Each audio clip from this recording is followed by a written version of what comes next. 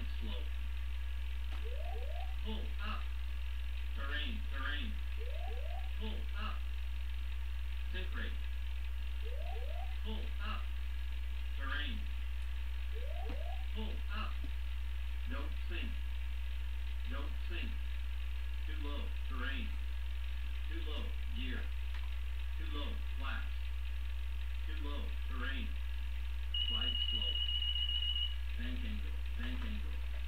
Minimums 2,500, 1,000, 500, 400, 300, 200, 100, 50, 40, 30, 20, 10. Too low. Terrain. Caution. Terrain. Caution. Terrain. Terrain. Terrain. Pull up. Caution. Obstacle. Caution. Obstacle. Obstacle. Obstacle. Pull up.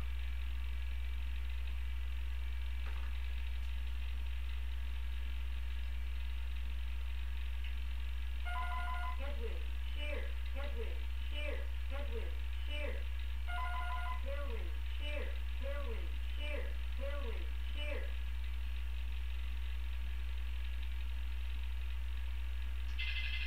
Overspeed. Overspeed. Overspeed. Overspeed.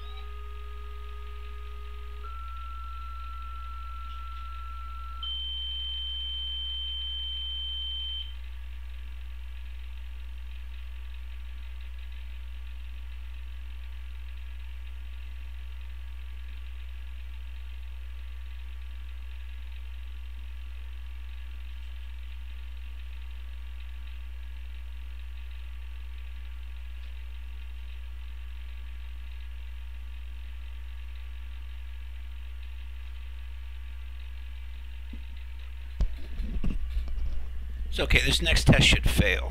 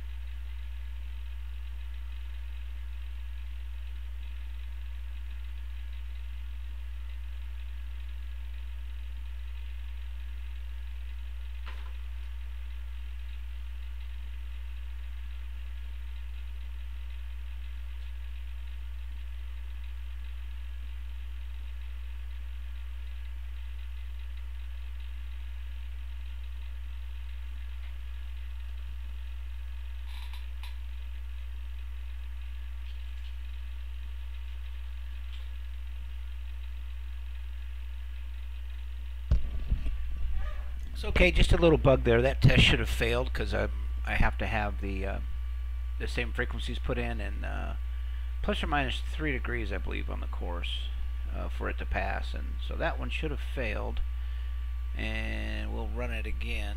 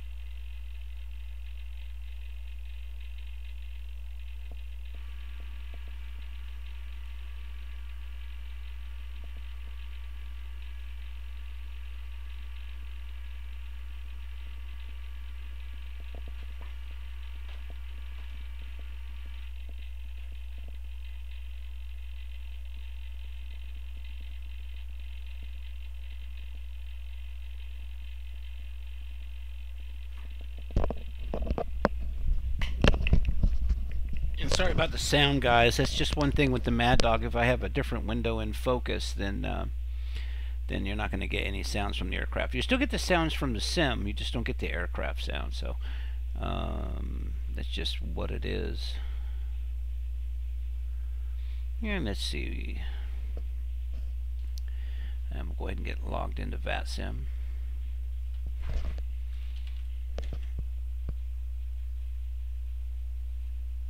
Get our flight plan.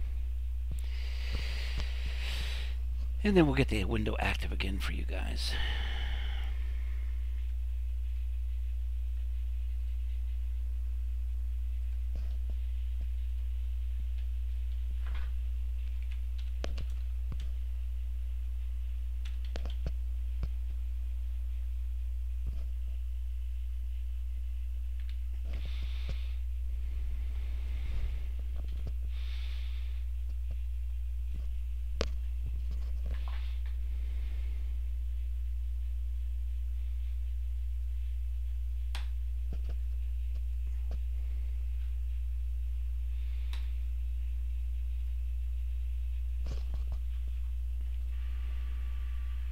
As you guys can see, the Mad Dog has, when we moved to the P3D V4 version of the Mad Dog, well, the new version of the Mad Dog, period, for FSX P3D V3 and P3D V4, the aircraft got a massive facelift. Well, it's got yet another massive facelift, and so you could probably, if you're a Mad Dog pilot, you can see that that they've just done another tremendous job on all the HD textures here in the aircraft.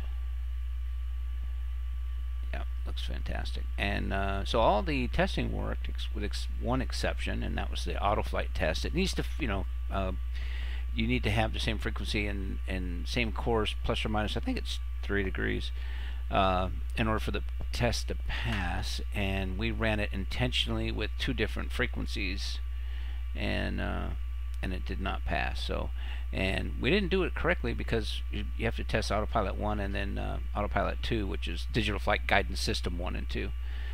So just to make sure we're just being complete on this, we will go ahead and run it again on DGFC 2.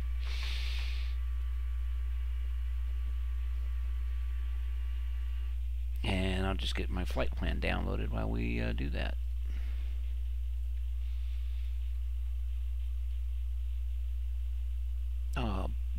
Bull hockey. Okay, let me get my password again. I changed it yesterday.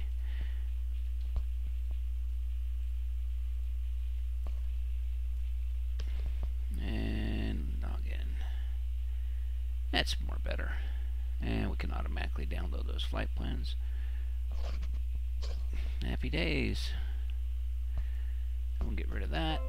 And we will get that running, and we'll go ahead and get the project fly up for the heck of it anyway.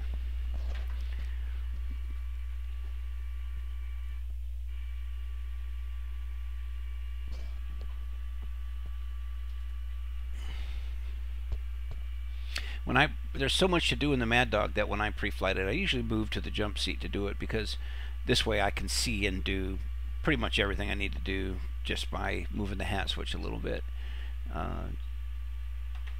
It's just the way that I choose to do it.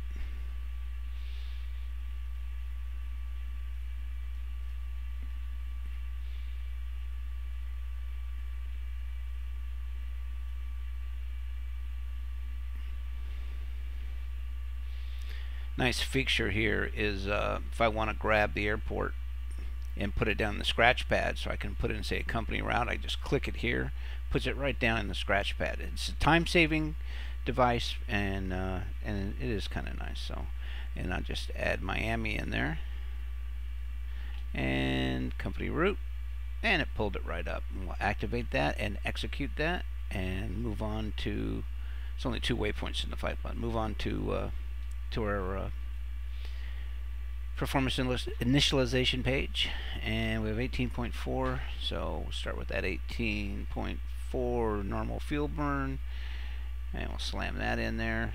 And now I can either put in the gross weight or the zero fuel weight, and that's available to us down here on the fuel panel. We could also get it in the load manager if we wanted to. We could press this button, we get zero fuel weight instead of gross weight, but you can put either one of them in there and it'll be fine.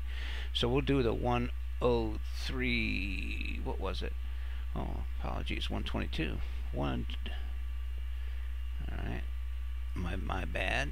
122.0 for gross weight, and that checks with our math. 103.6, that's good.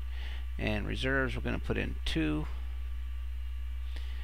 And you didn't have to do that in the old Mad Dog. You have to do that now in this. You can put a 0 in if you want to. You just can't leave it blank. And our flight level for today is 360, and our trans is already set for us. And let me get flight plan loaded in Active Sky so I can find out what the winds and temperature loft is. So flight plan load. There it is. Verify the altitude, and it was incorrect, so we'll change that. Sometimes that happens in Active Sky and nobody knows why. Alright, so 360, refresh. I know you guys can't see that. And briefing tells me that our winds aloft are negative 45 degrees. And that max flight level 358, hey, we ain't going to worry about it because we'll be burning fuel all the way up there and it'll work out. Okay, so negative 45 degrees for outside air temperature. And the cruise winds averaging at 126 at 13 knots, not bad.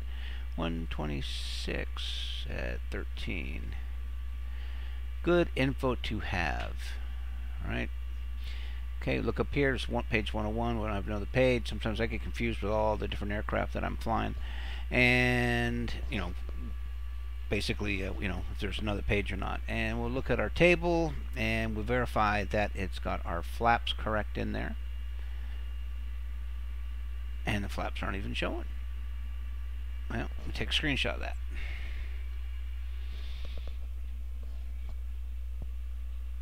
Because, like I say, this is a brand new beta. A lot of things have been changed. A lot of things will be rewritten. Later on, you guys are going to see the MD-83 and the MD-88 here in the sim. Full cockpits for that. You know, flight decks. I can't believe I said cockpit. Oh, flap 11. I did put it in there. My bad. Okay. So, it's not raining yet. And 128. And 133. And 142. We'll make a note of our other numbers. Good deal. Close that out. Our departure.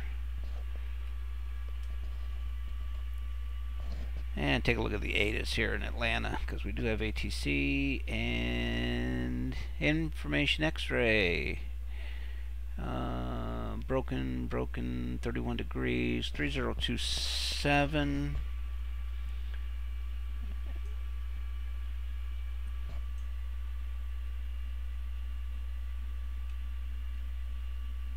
Checks. And 17's departures, departing runways 8 and right, 8 right, 9 left. Let's take a look outside. So we're pretty close to. Is the heading of my aircraft here? Yep.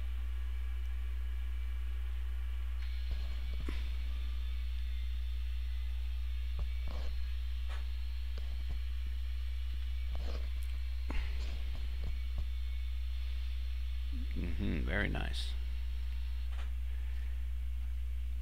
Always love to watch the other traffic.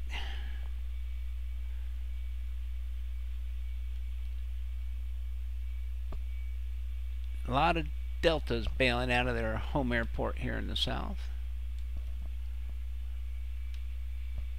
And so 9 are left.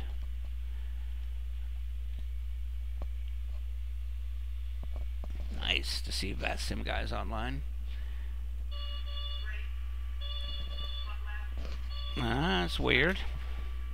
I've got a, for some reason there is a control map to my Xbox controller. Anytime I elevate, it throws the throttles up. So we're going to have to take a look at that. Anyway, 9 left. And let's see, I pulled this flight plan out of thin air. Let's take a look again. The bang 2, okay. Well, that makes life easy. And luck transition. Happy days. And for arrival, Scott 4, I believe. Yep, Scott 4. Ooh. Oh, my nav data's not up to date because I just installed this thing. Okay, well, we'll call it the Scott 3. And here we go.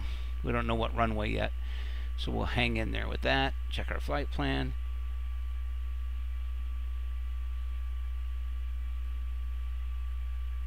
Let's try that again.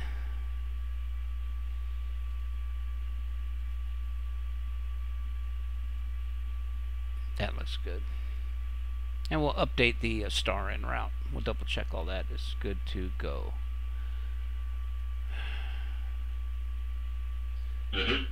Hey buddy, I'm in Atlanta Alpha 2 if you want to join in. What's the plan? Atlanta to Miami. Yeah, why not? Yeah, Roger, I'm in the dog. I know you're a dog, but why are you flying? Yeah.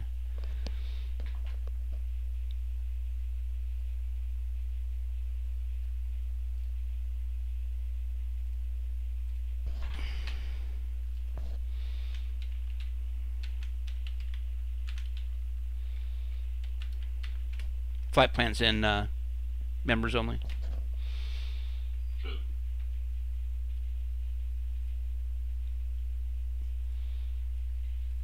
Of course, I can send them to you. Do you want me to? That's all good. I can fetch myself. I'll throw myself in a sec. Roger, Roger.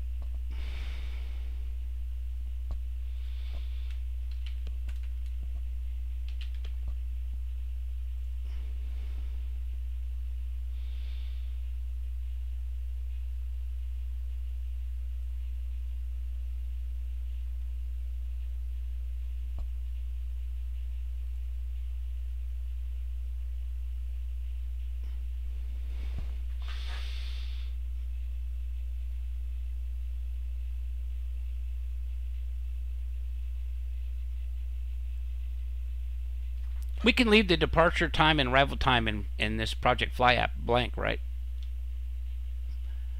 Say again? Project Fly, we can leave departure and arrival times blank. Oh, yeah.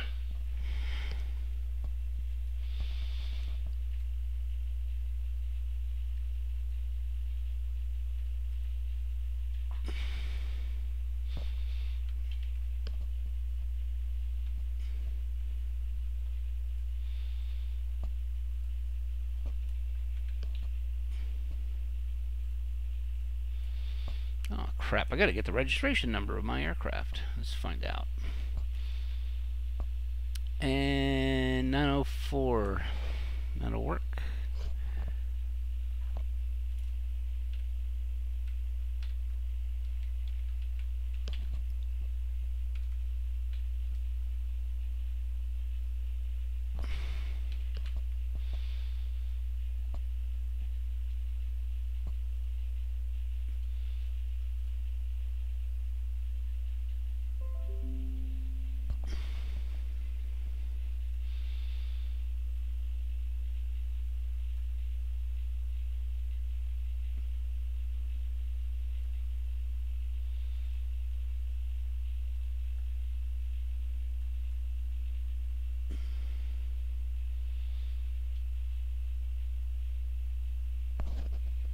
Okay, so we got that mess up. Now you guys can see how terrible I fly. Not really. Let's see, we got our hydraulics up. Let's see what happens here. Put our flaps to take off. It should go all the way down, come all the way back up, and that's what. Yeah, great. Slats work fine. We'll go ahead and put them back. Pop back into the aircraft. And for the guys watching on the stream, first of all, welcome back to our Smashcast Periscope. And goodness gracious, I'm going to forget the other service. But we welcome you anyway, so we're out streaming again to 5 different places. And just as a reminder, if you're watching on YouTube, then you will not see the Twitch chat come across. If you're watching on Twitch, you won't see the YouTube or the Smashcast or Periscope chats come across. You just don't see them. We have a way of making that happen, but we have done some tests on it, and people didn't like it so much. So I tend just to repeat any questions that people ask me. But welcome aboard to all our viewers. We're happy you're here. If you have any questions about the Mad Dog or SP1 that is just entered beta this past Sunday, yeah, feel free to give us a shout out, and I'll do my best to answer any questions that you have. I have about 4,500 hours in the MD-82, and there's my. You've not got Amazon Prime, have you? I do. I certainly do, and my Twitch is all set up for that. I just got my PDC. Oh, Roger. I'm just I had to relaunch the symbol. Yeah, I'm fixing it now. If you've got Prime Video, there's a new series that's just come out. Amazon exclusive. It's Jack Ryan, Tom Clancy's Jack Ryan. Friggin' awesome show. I haven't watched it yet, but I've had my eyes on it. So I hear you, brother. Anyway, I'm all pre-flighted, man. I got my PDC. I'm ready to blow. So we're banging out on niner left. Okay. Yeah, Alpha T, you said. Yay, firm.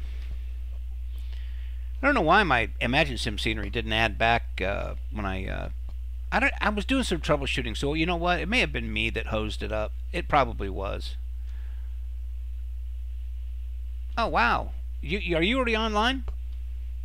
Negative. Oh, okay. Well, there's a Boeing 717 across from me, and I didn't know if that was you.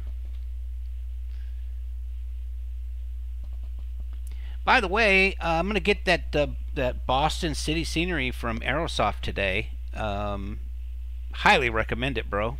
And it looks awesome. And nice compliment. I don't know how well it's gonna run with the Fly Tampa Boston, but I wouldn't think it would be completely unmanageable. So anyway, I'm gonna give it a whirl.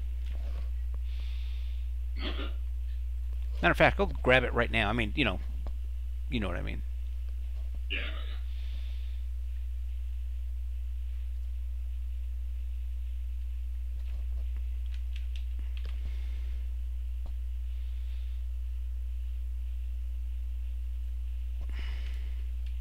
Getting loaded into once now, but down at Alpha 10. Okay, Raj.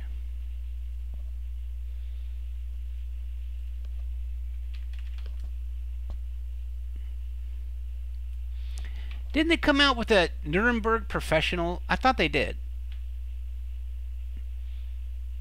I heard something like that, yeah. Yeah, I don't see it anymore. I did have it in there, but Was it Nuremberg? I could have sworn it was. It's a good one to get if, I mean, I'd like to have the pro version of that. But, no, it's just one. Let me see what they say for compatibility. Yeah, Lockheed beat. Okay, I'm going to bang it. Yep, V4 is just not called Professional.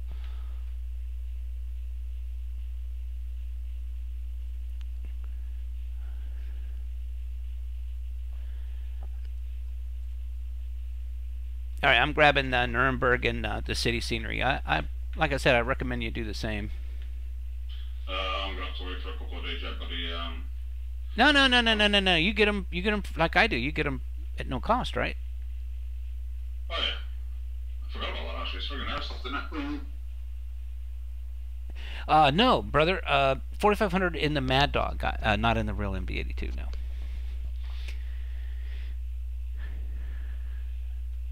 Matter of fact, most of those hours are shared cockpit hours in the Mad Dog back in the previous version. And the guy you're listening to on the other end, Grant, he was my co-pilot for the vast majority of that, probably 3,800 hours. So we've done a lot of shared cockpit flights together. He and I have got about over 8,000 hours in shared cockpit. We were the two primary shared cockpit beta testers and shared cockpit beta testers for the Majestic Dash 8. And we're going to be jumping back into a beta on the Dash 8 here at the end of the month. At least I will. I'm not sure Grant will be doing that because of his schedule, but we do a lot of beta testing here at OVPA. Just a tremendous amount, actually. Right now we got 5 different upcoming products that we're working. So including the Sunsky Jet Detroit donationware scenery that should be out, I would think, before the end of the year. No promises. I don't speak for Ian and Shez, but we're already beta testing that, and we'll be showing that this upcoming weekend again. Wow, that is something. I have never seen a low-flying cloud like that before. I'm just trying to zoom in on it for you guys. See if I can. There it is. Just going right down the runway. Maybe that was from an engine startup. I don't know. I've got my special effects cranked to high, set on the maximum settings, both the distance and the effects themselves. So that very well could have been an engine starting up over there. Pretty neat. And this is the Imagine Sim Atlanta scenery. I was not a fan of Imagine Sim for a very, very, very, very long time. In fact, I was very critical of them for a very, very long time. You know, I work with a lot of developers, so I mean, you know, if I was critical, it was for a reason. I don't just bash developers. I love developers. I love what they do, and our flight sim would not be where it is today if it were not for them. They took the financial risk and put in all the long hours, and they've given us the immersion level that we have. So, well, at any rate, Imagine Sim, when they came out with this scenery, they really, truly, and I guess I don't have my jetways. I just re-enabled the scenery, so I guess I don't have my jetways set. I'm going to check a setting real quick, but I don't think that's it. At any rate, Imagine Sim really upped their game with the Atlanta Airport version 2, and they, and that's something. It's a difficult airport to do. It's difficult because it's so large, and you know, you need good frame rates. Well, when it's that large, you got that much detailed scenery to load, it's going to affect your frames one way or the other. And they managed to do such a huge airport and without impacting frames. So they did a great job. It's not only a really excellent facelift of the scenery, but the frame rates are very, very, very good. That said, I'm also looking forward to the Fly Tampa Atlanta that will be coming out sometime next year. So we'll see how that stacks up. And given how they did, you know, Fly Tampa is another developer that does fantastic work at large airports. I mean, you only have to look at their Amsterdam airport scenery to see that. And I'll tell you, that's got to be my favorite scenery in Flight Sim right now is Amsterdam. I mean, it's just tremendous, really is. Love that scenery.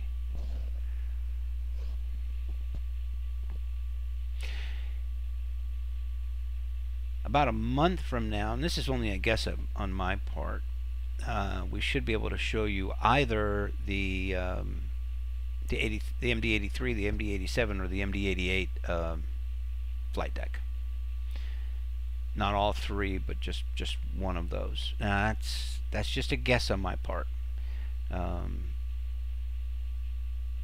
and it'll be very early beta on those, so we will anticipate having a few issues. And speaking of issues, hey Grant, I found a bug in the MD-82. Oh, what's that? Yeah, you know, when you do the auto land test, and you got to put both frequencies have to match on each side, and you have to be, I think it's within 3 degrees course on either side. I'm pretty sure that's right. Otherwise, you should get a failure. Well, it doesn't fail. I purposely set the frequency off by, you know, I use 108.9 to 5 for nav 1 and 111 something, which I don't even think is a VOR frequency now that I think about it. So it should have failed for both those reasons, and it passed. So I'm going to get that put in the bug today, in the bug list. But I'd like you to confirm it if you can. Yeah, I'm just on the aircraft now. I'm just connected to that actually. Yeah, I got you online. Still looking like a instead of an MD-82, still seeing you as a 717. But we've got a host of things to talk to the FLAI guys about, so that'll be one of them. Now that we have all the other things we have to point out to them. That merger with the VATSIM AI library was not a good thing. Oh. No, that's right. And why am I getting another? Was that your PDC coming through? Yep. Swear to God, it sounded like mine. I've got to check a setting real quick, guys. So the sky's got to go. The screen's got to go blank. Hey, Steve, what's up, brother? I'm gonna do a flight. We're doing Miami to or Atlanta to Miami. Go fly in that big storm down there.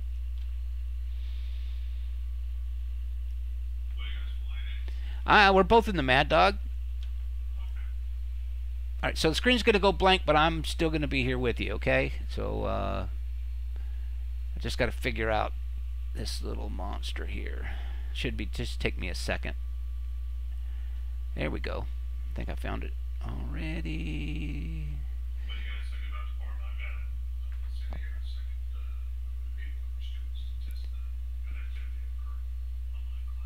Well, we both already have our PDCs on board, so we should be. I mean, we could wait a little bit for you, but I would say, you know, if we were to continue going like we are, I hope this doesn't hurt anything. Then we'll probably be heading toward the runway in about I don't know, about 8 minutes. But we can wait. I mean,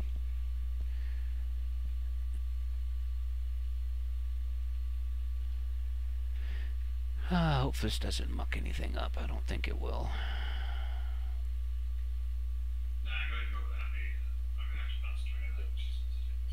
Understand, buddy. Understand. Yeah, well, you know, if you need us to help with that, we can do it.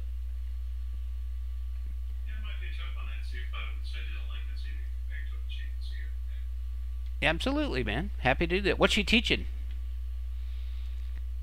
It's electronic health record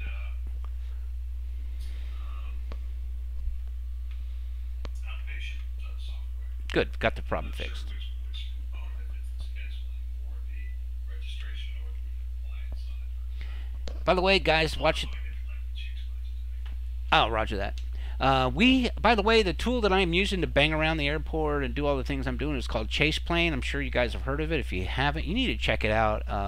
You know, it is absolutely one of the most amazing add-ons I've ever had. Got an F-16 rolling down the in between the Charlie and Delta terminals, it looks like.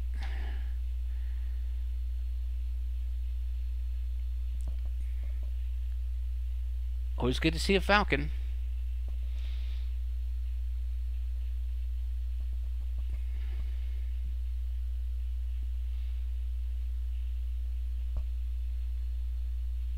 You go on with your bad self. Anyway, so the Imagine Sim scenery is definitely a buy in my book. I'm very happy to have it. Still looking forward to the Fly Tampa. Not going to be out for a pretty long while.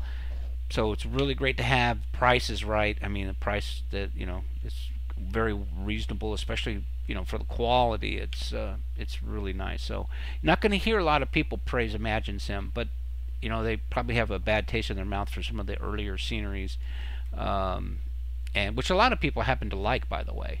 They just were not on par with Flight Tampa and Flight Beam and FS Dream Team and Aerosoft. So, but like I said, they really stepped up their game at this huge airport, and that's a tough thing to do. And you know, So they did a great job, and it's a really excellent scenery. It's one of the, if you're a VATSIM pilot, it's one of the most active airports on VATSIM. Certainly in the top 10 for the U.S. And so it's a really, really excellent one to have. And if you are in a situation that we've all been in at one time or another, where money is a little tight, there is a wonderful AVCAD available on AvSim for this airport. It's made by, I'll tell you who it's made by. And I'm a big proponent of AVCADs, and I have to be completely honest. The owners at REX really ticked me off. I mean, I'm not going to get into why or how and all the particulars, but worldwide airports. So here it is. I'm saying I don't like the people personally, but their worldwide airports is a winner, and especially it's out for V4 right now. So if you have an AVCAD, you're not going to see default textures anymore. You're going to see highly custom HD textures, and that is a win-win. It really is. So for what is the price of maybe a little expensive one expensive scenery for P3D V4, you can get for all your default airports. You can bring them up to a much higher level of detail. And in addition to that, they are slowly coming out with highly customized renditions of airports, like Salt Lake City's out right now. So if you own the REX Worldwide Airports product, you can get Salt Lake City for free. And those aren't the same textures you'll see used at the other default airports. Those are textures specifically made for that airport, and they're going to be coming out with more and more and more of those airports over time.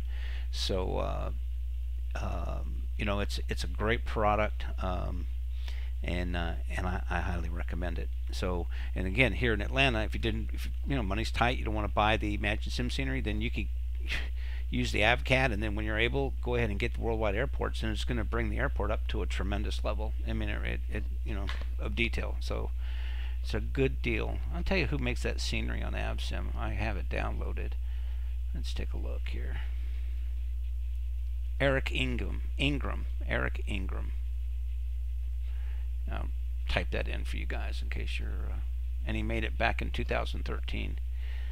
And that is the guy who made it. So you can search for the author, or just search for Atlanta and find it underneath that.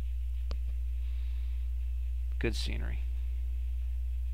The only thing it doesn't have done is runway 26, which is way the hell over there. It does have the runway. It just doesn't have, let's see, it just doesn't have that taxiway right there.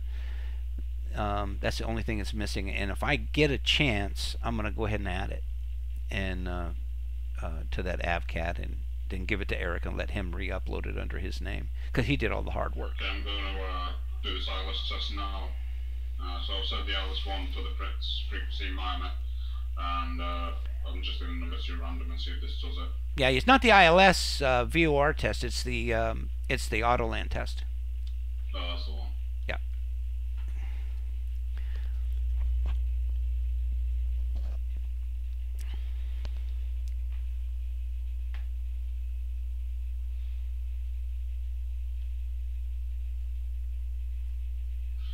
I can't seem to put the button in now. Can't do what? Just I'm press. clicking the. I know you're still running. You're pushing the test button on the place just above and to the left of the decision height knob. No. You just got to I'm press. pushing the auto lamp. Oh, okay. I can't keep it held in. No, you don't have to hold it in. It should run. It should run. You just press it once on that one. The test button that I was talking about a second ago. That's the one you got to hold in. But Autoland, you just press it once.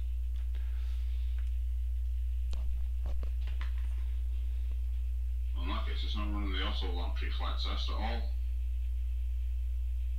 Let me try and set the nav 2 up as well. You want to take a look at my stream real quick? Stand by.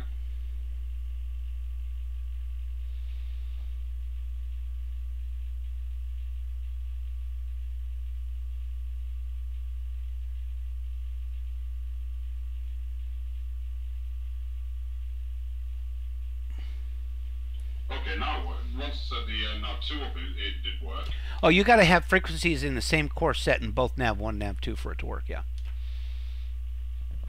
Well, you said that you didn't have it working and it didn't work, didn't you? Right. Yeah, I had, but you have to have a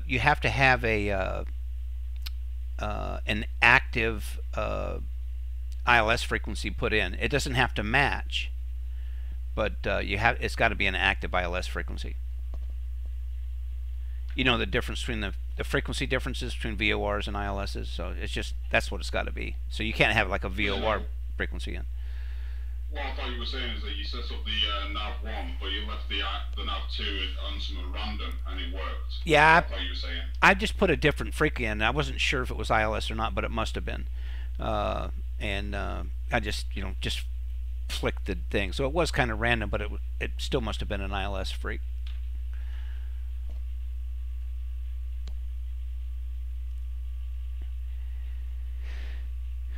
In other words, I winged it and it worked. I just got lucky.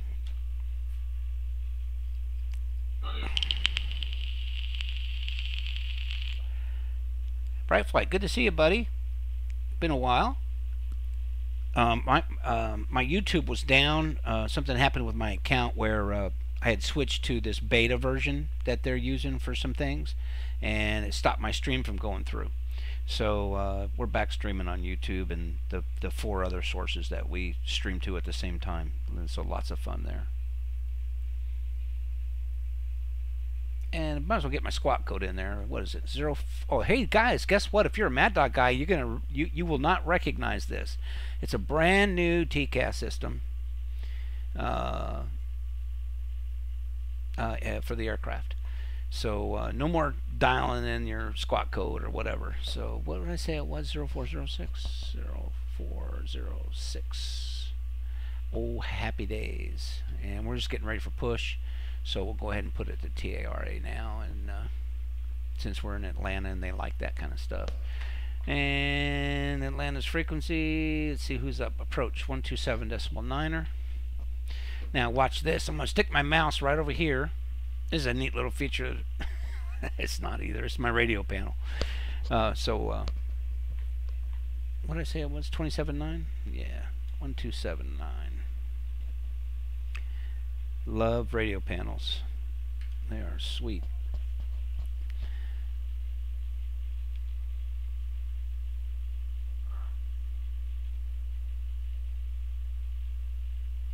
I got that scenery reloaded, brother, but I forgot to select. I must have forgot to select what jetways to use, the SODI or the regular ones or something, because I don't have any jetways. So something else to work on later.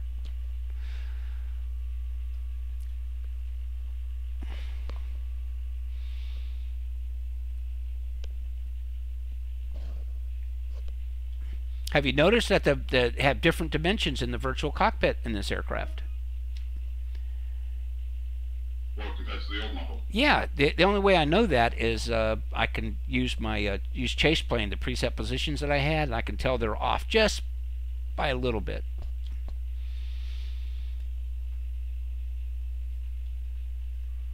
But I've noticed like 1 or 2 things that are a bit different. I didn't notice that dimension so much, but I'll double check that in a minute.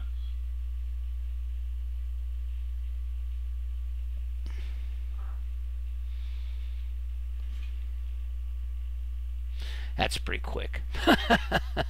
I'll make a note of that. A little quick. Hey guys, welcome to the stream. You go to 2551. It's still showing standby. I'm trying to diagnose the problem. I do not have a squawk standby option on my pull-down menu for my squawk box plugin at the time. Squawk Box? Why are you using Squawk Box? Oh, it must be an X-Plane guy. It may be on the X-Plane client you're using or something somewhere. Yeah. I don't know for sure. Yes, sir. I just need to remember how to get plug it in hard code.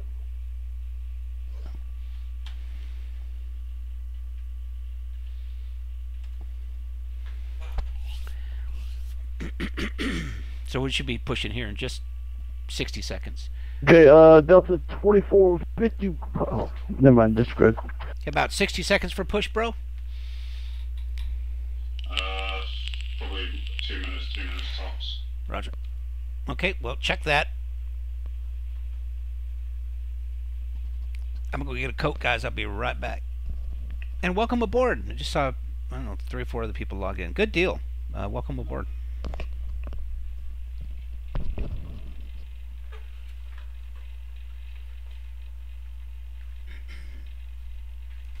go get a coat, buddy. I'll be right back.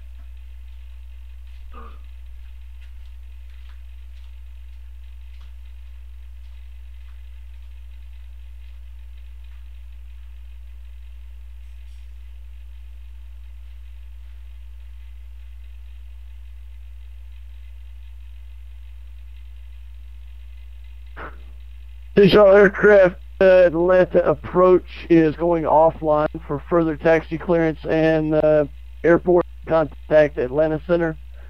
132.907. He'll get you going, and we'll catch you back here a little later this evening. Atlanta approach is now closed. Good evening.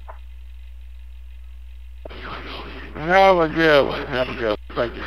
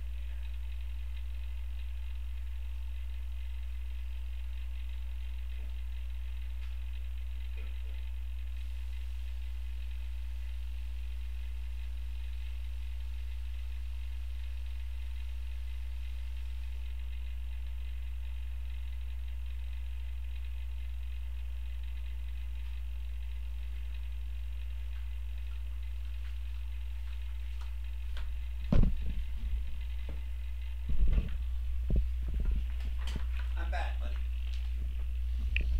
I'm just about ready. Okay. Grant's just about ready to go, and he'll be pushing first, and I'll push back in front of him. Actually, we could push at the same time. Who is that? There's somebody in a business jet over there. Nice.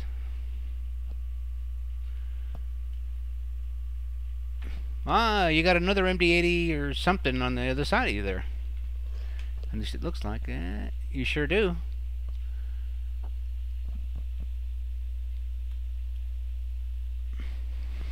Oh, yeah. Let's see. Avlasoft and Little Navmap. Get them both up here. And start my screen switcher.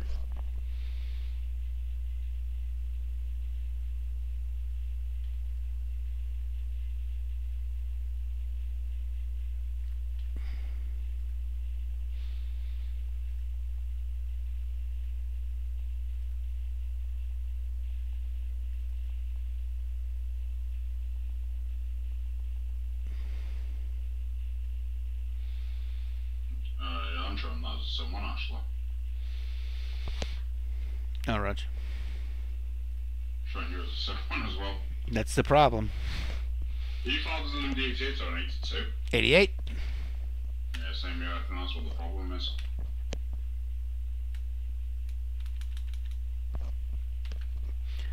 Probably. Yeah, filing as the 88 instead of the 82 is what shows you as 7-1. Exactly. So they just need to add another model for the MD88.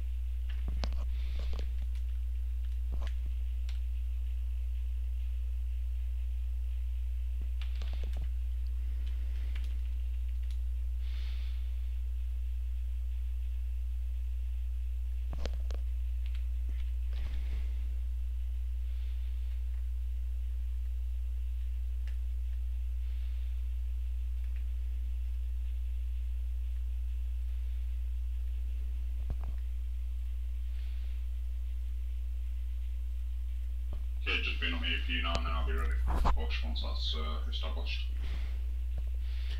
Roger.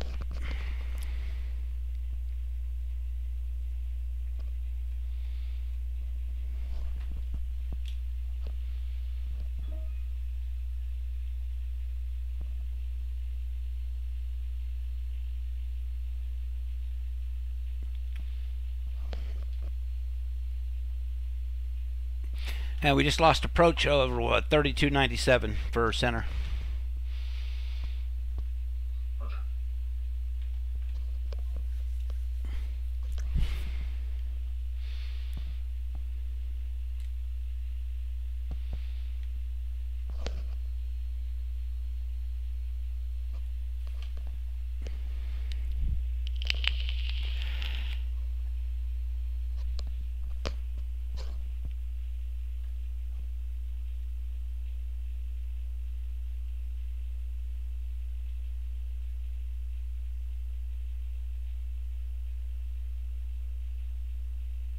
Yeah, I know. I'm getting some rain tomorrow.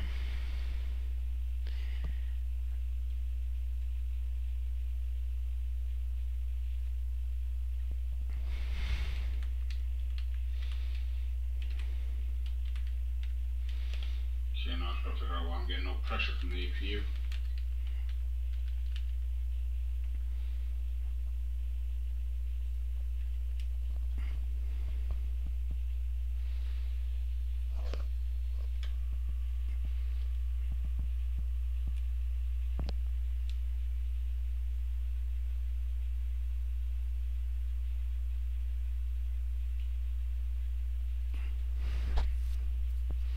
You're really going to piss me off with that one, aren't you? No, Joe, I was. I just had to reset the HP valves for some reason because I started the APU, I had everything set, and it was still showing 0 on the PSI, but I cycled through the HPs and it came off. Yeah, PSI should definitely. Well, I got it reading a little above 4, which is normal. So. Yeah, well, like I said, I don't know what was going on there, but as I say, the APU was fully established, had all the everything set up as it should be, but it was still showing 0 until I cycled the HP valves. Roger. Anywho, I'm ready for push and start. Let's roll. Nose right, tail left.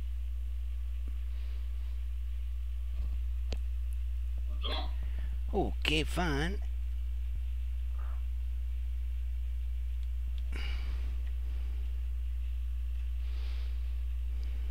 I'll come down 42 to Sun maintain level 240.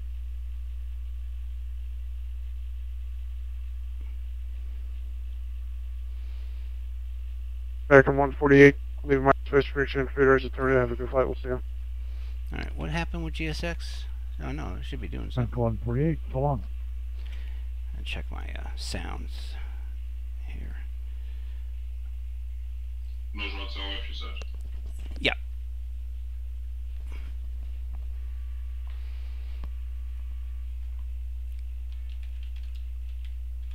Atlanta Center, Delta 2451 is off of Atlanta, coming through 1000. 2451 last center radar contact, calling level 340. I'm 34,000, Delta 2451. Delta 2900, I left like 2. So 2900 rudder, wind 090 R navigate from my 911 at my 2, clear for takeoff. I never grid center left, like for takeoff Delta 29. So 1553, right on Bravo, left on Dixie, cross from right to the ramp. Right on Bravo, and clear taxi. To the ramp, cross.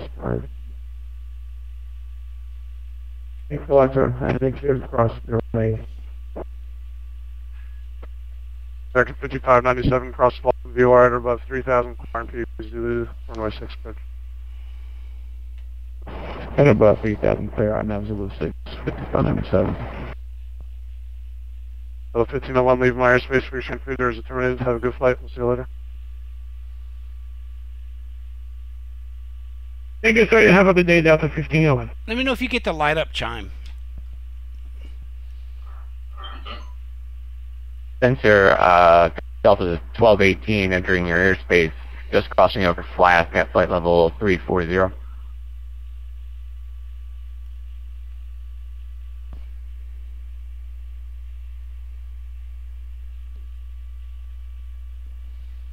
So 1218, Atlanta Center, right in.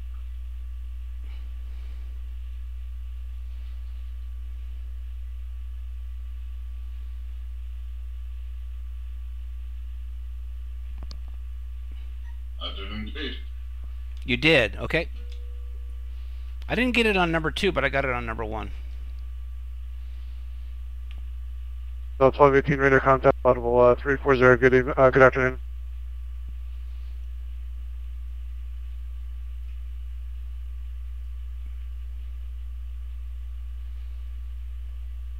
Okay, two turning and burning, bro. Delta 2900, 2.7 via the SID for 10,000. And confirming all pressures look good. So 2900, Atlanta Center, radar contact, climb 10 follow 350. IBT follow 350, Delta 2900.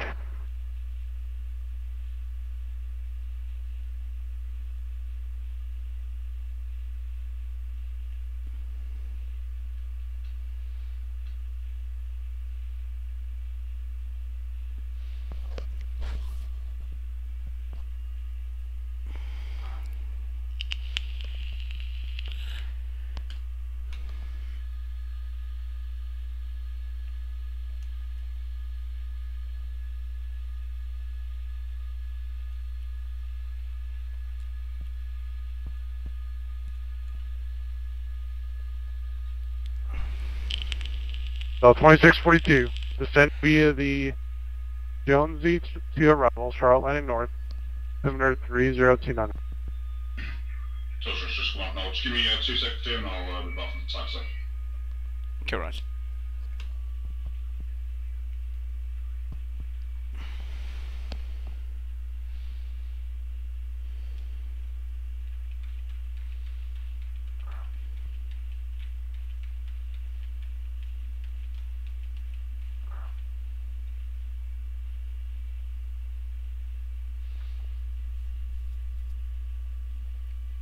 So 980, leave my airspace for exchange food, raise the terminated, have a good flight, we'll see you.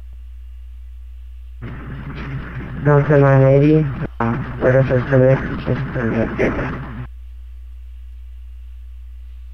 So this new version of the Mad Dog's got complete maintenance AC system. 5578, As you fly, you can reset it at any time you want to. But as you fly, accumulate more hours on the aircraft, things start to wear and tear. Like the brakes will wear and tear and won't work as well on your 20th flight, say, than they do on your first. And it goes for all the other systems too. And there's completely the MEL is completely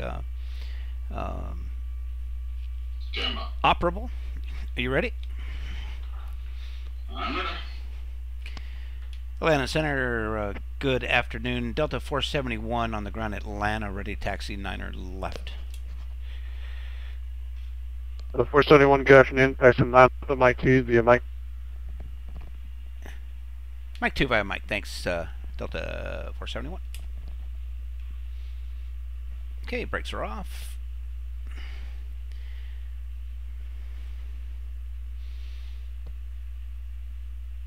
Hello, good afternoon, Delta 449. The company MJ's here for the taxi 09 left.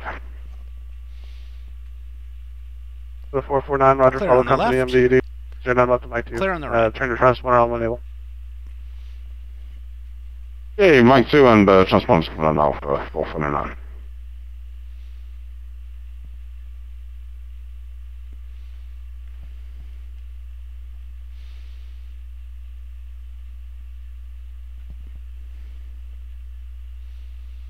Just giving ground a little bit to catch Back up here. 1421 frequency. Ground friction's modeled extremely well in the aircraft. So as you turn, you'll need a little bit more power to complete that turn.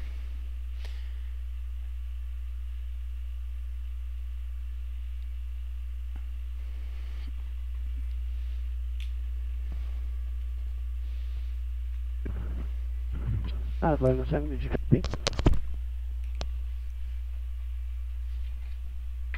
Whoever tried calling negative did not copy. Say again. Atlanta Center, good afternoon, American 1410. I am with you, descending through flight level 3002-240 at Lazar. American 1410, Atlanta Center, radar contact, good afternoon. Descend via Oh, you're right behind me. Okay, I was giving you a little bit of time there, buddy. All right. Okay, descending via the set to arrival 3025, and I do have Foxtrot, American 1410.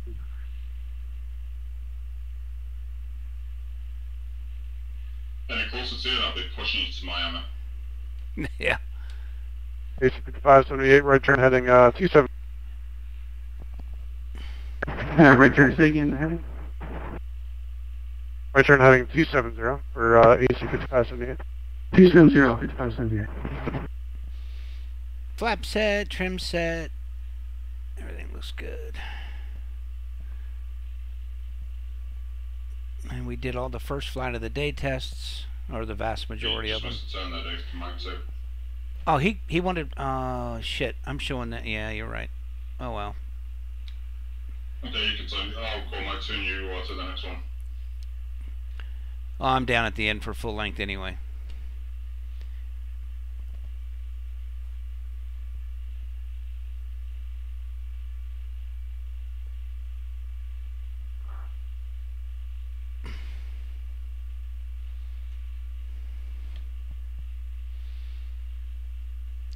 Atlanta Center, Delta 471 is short, 9er left, and sorry, we missed Mike 2, we're full length. Delta 471 rudder, on my 9 left, RNAV to grits, go to go. Clear for takeoff, 9er left, RDM to grits, thanks for that, Delta 471. AC-5578, just going to maintain 4,000. 4,000, Okay, so we're going to get our strobes on as we enter the runway, and we will not turn our takeoff lights on until we are pointed down the runway. 4515, north side here, right? 8 right. Number 4515, taxi 8 right via Echo Hotel. Grant, we'll see you in the air. Echo Hotel 8 right for 4515. Delta 449, there's shots of zone number, Mike 2.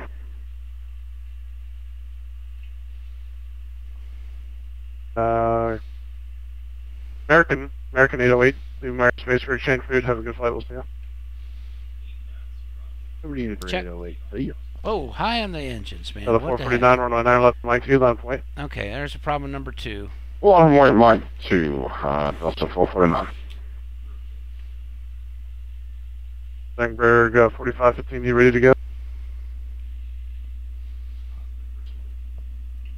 Number 4515, yeah, we're ready.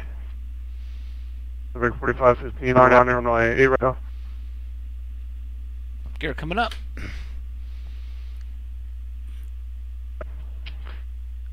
And RNAV running, if you check off. Cool them puppies down a little bit.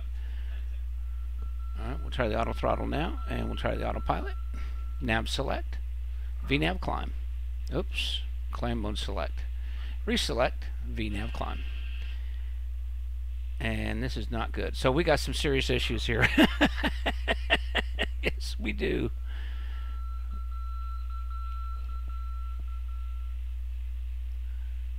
Vertical speed select. 500 feet, minimum climb. Should build that speed up. There we go. 9, 449, 449, wind 09013, RNAV degrees, for 99 left, Mike 2, clear for takeoff. This is a matter of compensating for Clear it. for takeoff. Left, Arnold Suppress, Delta 449. Center 6, 597, visual field.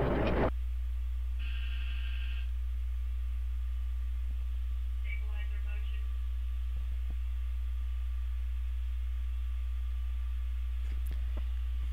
Has some VNAV American issues on 597, departure. runway 6, clear to land, wind 01308.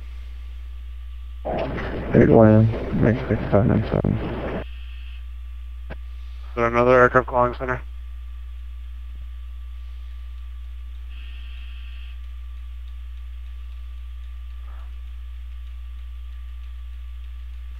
Center Delta 471 is 471, passing through 4.5. 471 radar contact, content flow, thank you. Say again, altitude for 471? Climb maintain flight level 350. 350 now, Delta 471. Number 4515, And radar push. contact, stay altitude. Wow, really full. 4515, So VNAV climb now working just fine. Number 4515, climb maintain flight level 360. Left, flight level 360, number 45. 15. See if we can get a shot of the airport there. Before the detail starts to go away. Nice. Delta 449, passing 3.8. Should be able to see Grant, but I don't see him yet. He's probably right behind us here somewhere. No joy. American, or correction, Delta 449, radar contact, climb maintain flight level 330. 35 level 0, Delta 440. Not bad. Big airport, man.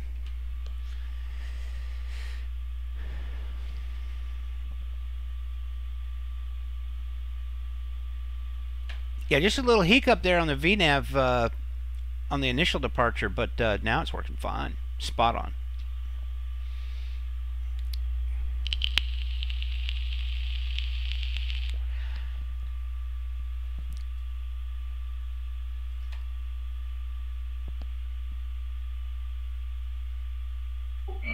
Mine so far so good. Cool.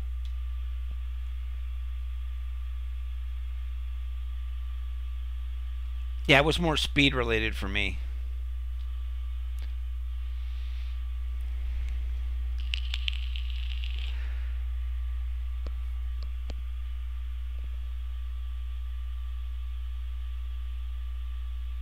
There's the nose over pickup speed. Scheduled right turn. And my sim froze up. That's not good. There's So 471, maintain, inner knots are better in the climb for intrail service. Alright, Delta 471 is currently 290 knots indicated. I'm not sure we can do any better than that. Roger. Delta 449, leaving 1010,000, do now exceed 270 knots. Okay, we're in 1010,000, speed number 270, Delta 449. My sim paused there for a minute, buddy. I got you. Delta 2642, traffic is no longer a factor. Descend to maintain 5,000. Final from my 36 center. Not a big deal anyway, just do the FMS override. Takes care of it quite nicely. Absolutely. Hi, Center, CP 578, Atlanta, not Birmingham, sir. 578. Sorry about that. Turn left, left-hand turn heading 100. Left Good, turn to window 100, didn't open. turn low cause rate left. Left turn 100, turn left, line straight left. No problem. Yeah, sorry, got distracted with an aircraft that was not compliant. Yeah, I see that. No worries.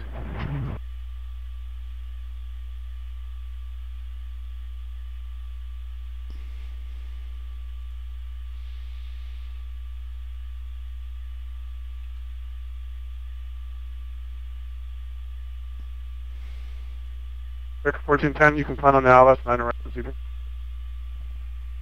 Man, beautiful looking clouds once again. Say again? Beautiful looking clouds once again. Oh, no. So America 5597, clear 6, I'll make right Alpha 4 ramp. Decimal 76 on the cruise. I'm shooting for 7-8. But if you want me to Taking do that, I can do that. 97, 90 taxi after the ramp, have a good day. I can push it a little bit if you want.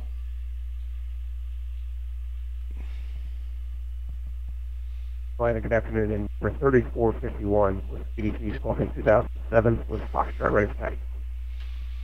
3451 Land Center, good afternoon. This is P3DV4.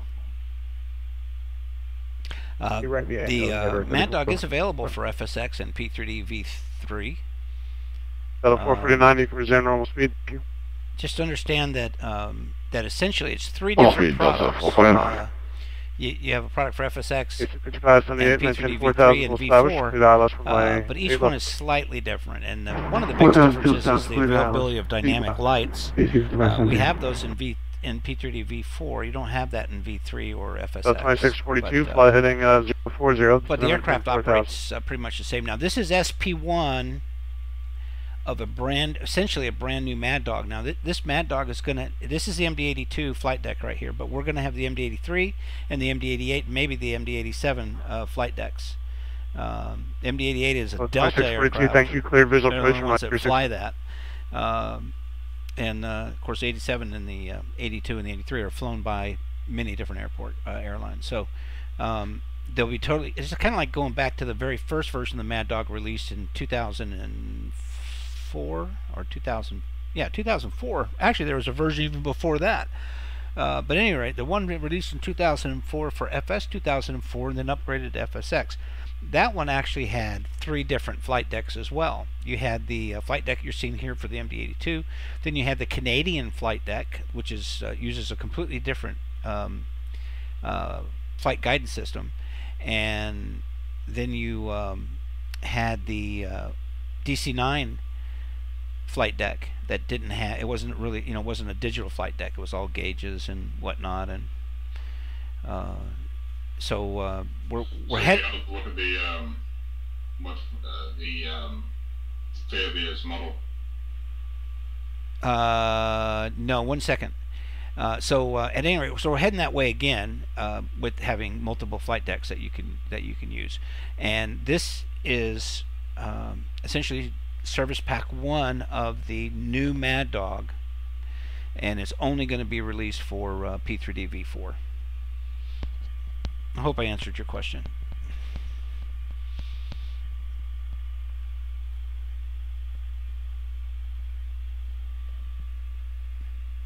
So you'll still have this flight deck, just so you know, you'll still have this flight deck for FSX and P3DV3. It's just that in P3DV4, you'll also have the other variants, the MD-88, 87, and maybe the 83. Or wait a minute, I'm sorry, 83 and 88 and maybe the 87. That's, I think, how it stacks up. You're very welcome, my friend. Very welcome. Over 3451, you ready? So we're going to be flying down to Miami. It's a short flight, really, and terrible weather down there. We're looking forward to flying in. Pick up 8 right, RNAV, Ronnie, number 3451. Oh, these cloud textures, man, they were really great. I have missed having quality cloud textures ever since. 2642, wind 09, correction, wind 10305. REX Essentials. I've not been happy with any of their textures since Essentials. And so we fly Eventex with active sky 2642, rudder, clear to land. And you can see the cloud textures are just absolutely amazing. They're so realistic. It's just AC freaky. 5578, wind 09013 left, clear line. Third lane, 8 left, 2578.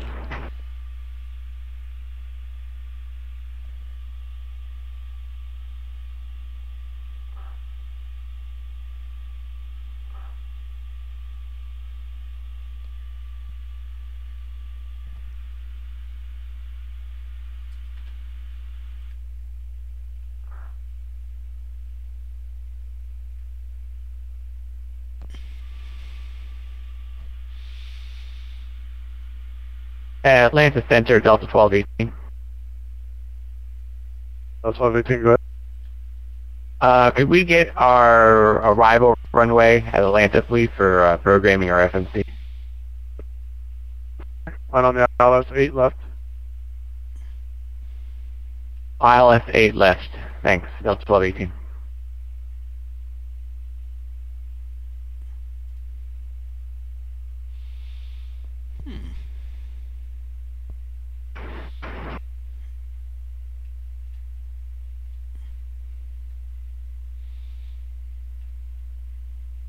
Sorry about that. I didn't realize my little nav map wasn't showing. It's the best damn map there is, in my opinion. There we go. Nice. Must have been doing some messing around with that.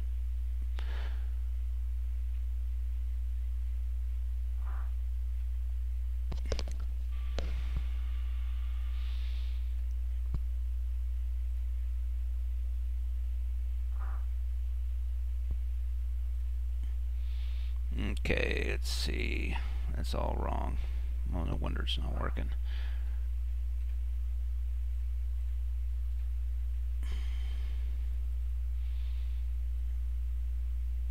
Mainstream to that one after, let's call that 60 seconds.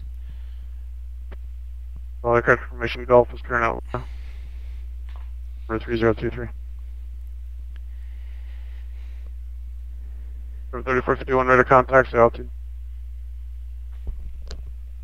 Never 3451 climbing through 5,000. So 3451, radar content flight level 230. Level 230 for 3451. Vector 1410, descend to main 10,000. And 10,000, Michael 1410. 7,000, 7,000. Oh, popping And up a little 7,000, weather Michael radar there 1410. for us. Delta 2900, leaving my airspace. Appreciate weather- it. Have okay, a there good we flight down go. to QS. Yeah. Delta 2900, thanks, have a good day. How about that? Let's stick that over here.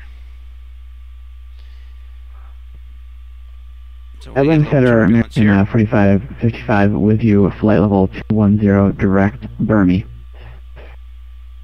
Vector 4555, Atlanta Center rudder. Proceed direct volunteer. Victor X-ray, Victor.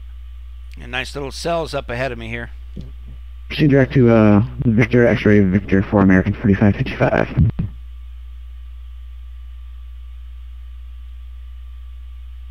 Now here's something you can do in the Mad Dog that a lot of people don't Why? know about.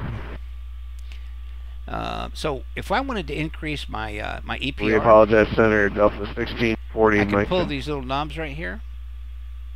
I can set sir? the EPR that I want. We'll go to 202 on both of those. Of 18, cross wing, Make it 203. cross wing at maintain 14,000, line altimeter 3025.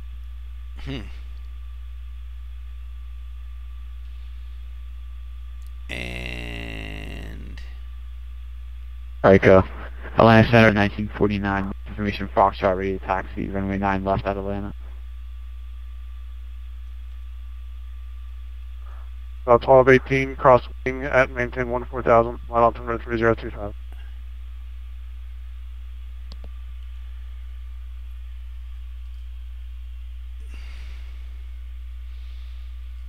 we'll go About to 1949, taxi 9 left of Mike 2 via Echo.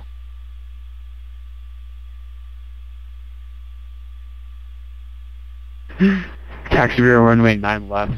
Mike 2 via Echo. Hey Grant, I'm having a 1949. brain fart here, man. Once I Delta, go we also manual on the call for EPR, what do I got to press in order for that to go? I can't. Jeez, I can't remember.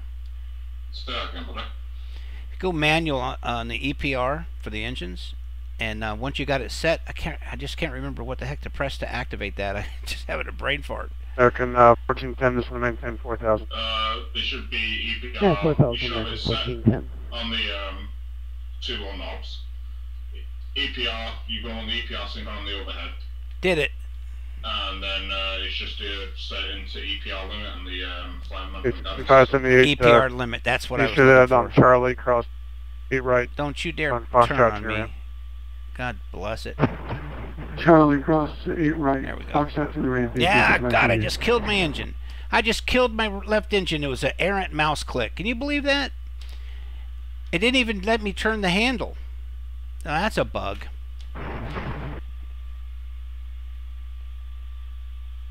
Damn it. Oh, windmill this one. Yeah, I hope so. I'm going to windmill it right now. Okay,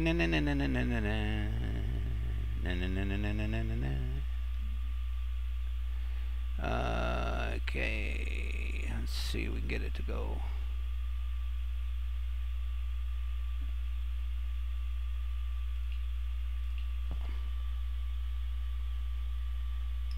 Ah, shit. Oh, I'm fixing some nice cells out there as well.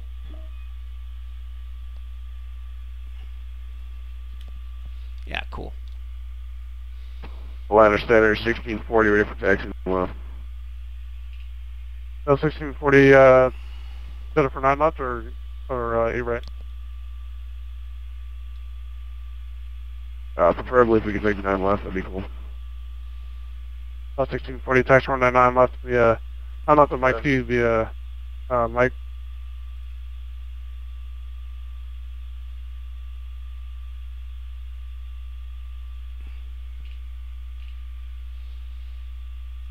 At the end of your transition for us, or 1640, use this via Mike. 1640 no, tax it's not going to to let me do Mike T it. via Mike. Because it was pulling the fire handle, which I didn't pull, by the way. I just stuck it back in and it did it. So it's that's a bug. Right, via Mike 2, via Mike on left, 1640. So you do no engine feder?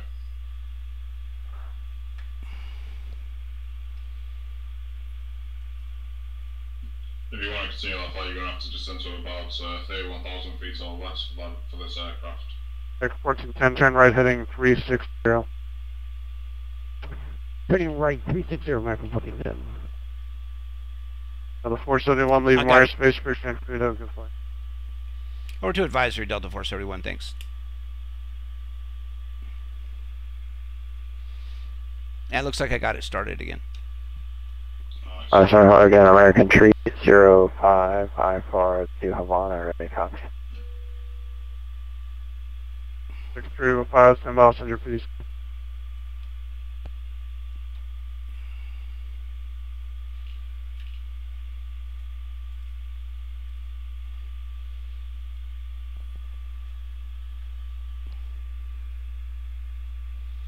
Back turning and burning.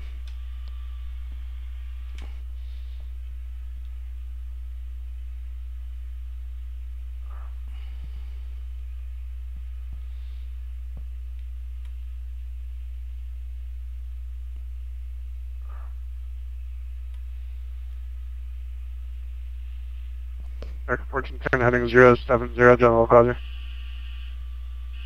And 070, general localizer. There's some turbulence for you. Hello, 1949, RNAV to grids from 9 left at my 2, clear for takeoff. Good thing we put them seatbelt signs back on.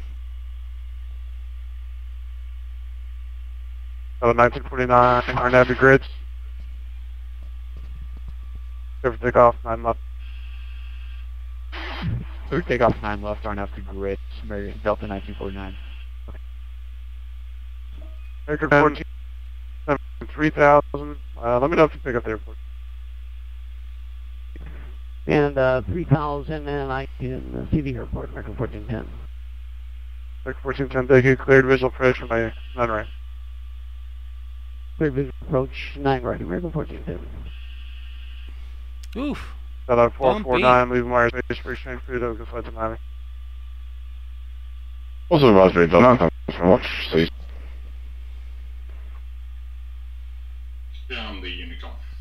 Yeah, roger.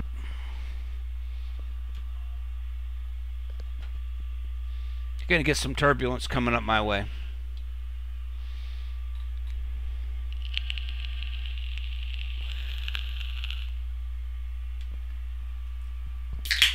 Open my Coke. Nice.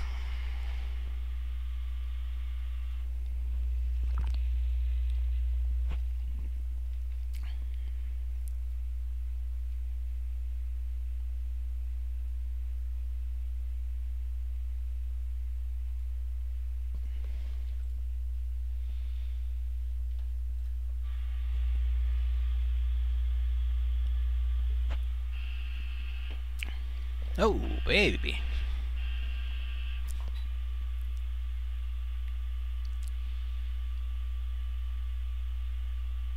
Oh, that's turbulence for you. There's an updraft.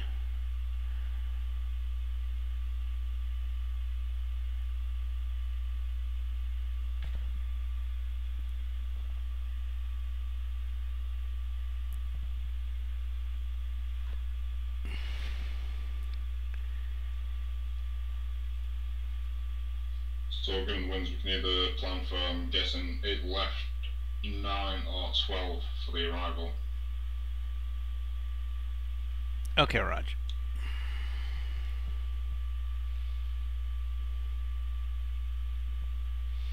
I might do the request for runway 9. I think that's the one that goes down to the H gates, right? That's where we're going. Yep.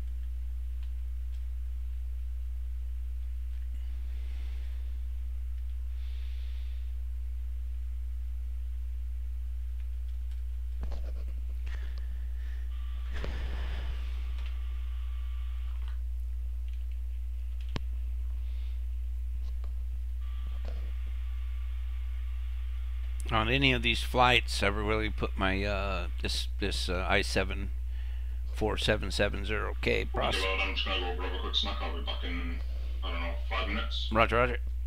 Really put the computer through its paces, because right now, in addition to P3D, and I've got the vPilot client running, I've got Chaseplane running, I've got the Stream running, I got the Stream monitoring software running, I have the Stream chat software running, I've got Avlasoft electronic flight bag, Navigraph charts desktop, little nav map, and the OVPA voice server running, a web browser running with 5 pages up in Microsoft Outlook. Oh my goodness, Project Fly. There's a whole lot of things happening right now, and yet that older 4th generation i7 processor just handles it like a champ. Really does. I'll be upgrading to the i9 probably first quarter, 750 to go, first quarter of next year, and we'll be using this computer probably as a server for the group.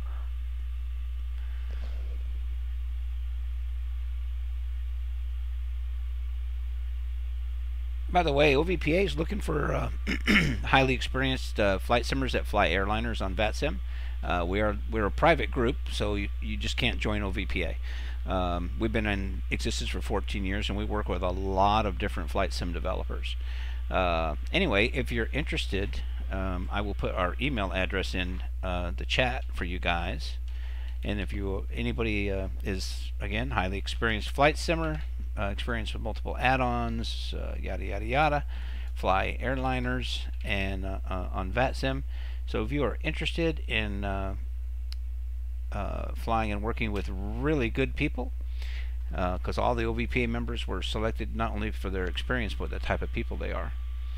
You know, OVPA guys are not ones that like to one-up each other or, you know, argue about trivial crap in forums and, you know, that kind of. They don't do that. They're really, really good people. And our youngest is 28 years of age, and our oldest is 60 years of age. Most of the guys are in their 40s. That's pretty much the average. But so anyway, yeah, we are looking for some people to come in and fly with us, and maybe even give us a hand doing some testing on upcoming products. So.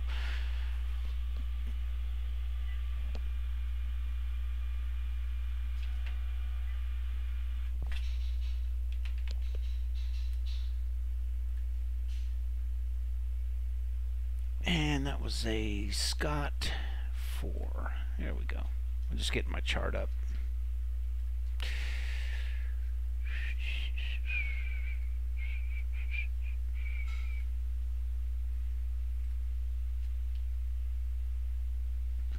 And landing east, so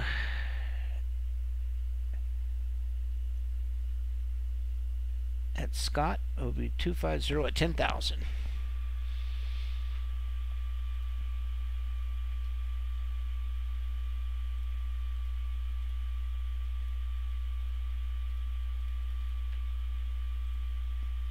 It'll be our one and only crossing restriction on this route.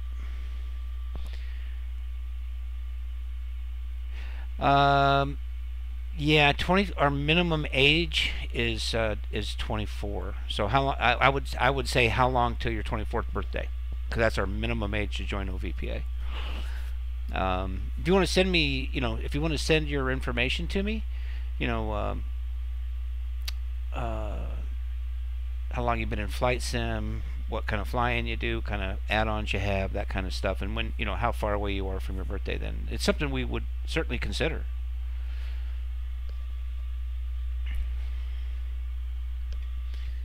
And P3D V4, I'm sorry, yeah, it's that's the sim, right? So it's it's the go-to sim, and that's what all the developers are working with now, and so yeah, you'd have to be running P3D V4 as well. I should have said that, and I apologize. But these cloud textures are kicking my butt. They are great. Good job, Hi-Fi and Aventex, Toga, whatever.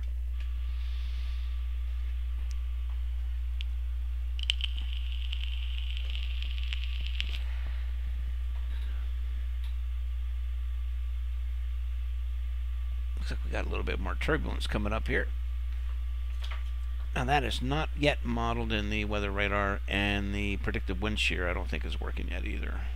But Active Sky kind of supplements that for us, so that's pretty cool.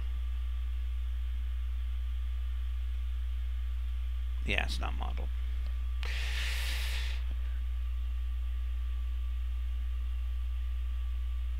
I'll have to make sure that gets added in there. I'll make a note. Because that integration, we know all the right people to make that happen. We'll get Damien over at Hi-Fi, working with David at Leonardo, and we'll tie in. The easy thing is to tie predictive wind shear in with Active Sky, which more or less does that already. So that would be cool. Be the only at that point, it'd be the only aircraft in flight sim again that has predicted flight shear. Because the previous version of the Mad Dog, the old Mad Dog, had predictive wind shear that worked. So it was really cool. Okay, brother, that would be cool.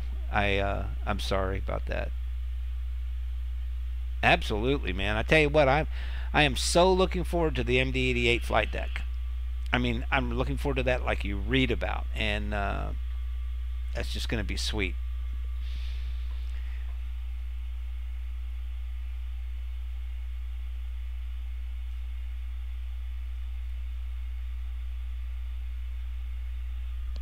And WXT and Autoland test. Those are the three things to write up. Okay.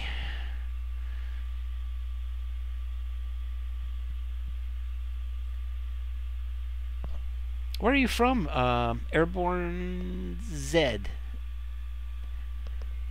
I'm going to guess Canada or the UK. Am I right? It kind of come back and said, no, Australia. Which I guess kind of fits into that little group.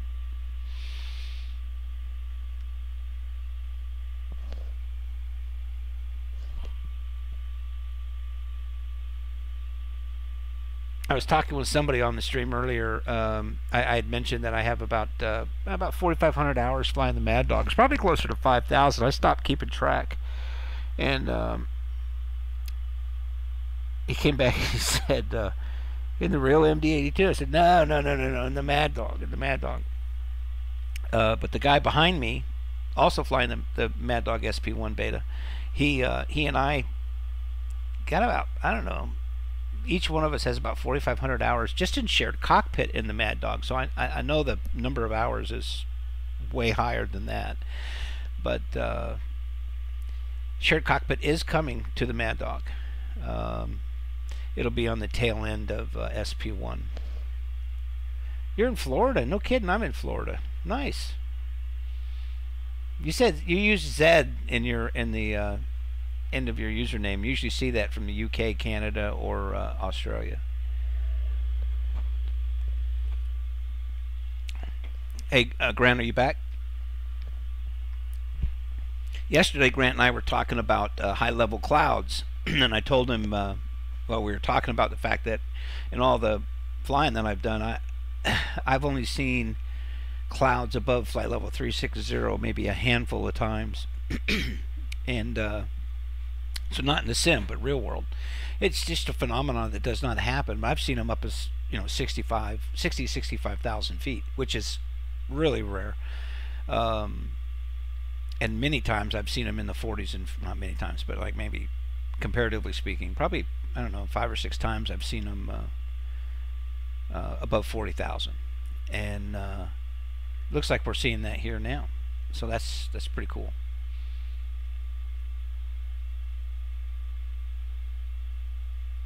And that's definitely a cell, what we're looking at there too. So, which is the only time you're going to see the clouds this high. So, or almost the only time. These type of clouds anyway. Anyway, it's neat to see. I like it.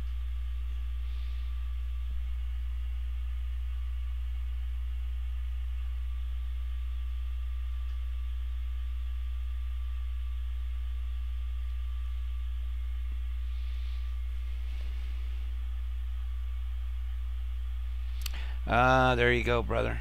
Now I got you. I know who you are. Yeah, good to see you, David. Yeah, yeah.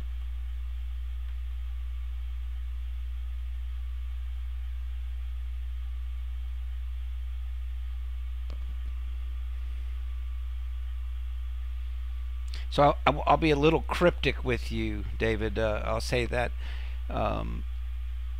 one of the reasons that we went to our age requirement is because in the past we had some issues, and had nothing to do with you, but we had some issues with younger members. And I mean, if you come right down to it, I'm 56 years old. I don't have a lot of things in common with somebody who's 18 or 19 or 20, and when you're working together, it's good to have some common ground. And so yeah, that's one of the reasons we went to the requirement for people to be 24 years of age. The other thing too is you need somebody that's a little bit more seasoned, because the developers that we work with have invested large sums of money into their financial product, or their flight sim products, and so that's money that's at risk, and anyway, long story short is we settled in on 24, and things have been great since then, and we're going to hold to it. But if it was close, if you were close, then I'd certainly consider it. Are you flying P3D V4? You should come fly with us. You're welcome to come and do group flights with us and stuff. We can't do shared cockpit with you till you're a group member, but because of the computer security, which is again because we work with developers and we have software that nobody's seen before. We want to make sure that it doesn't get out, and but anyway, yeah. Are you flying with P3D V4?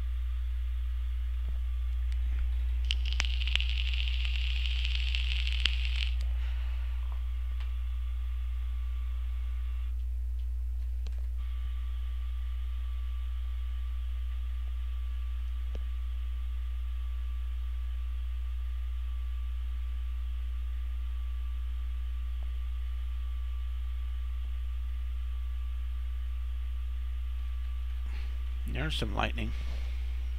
Nice. Good for you, brother.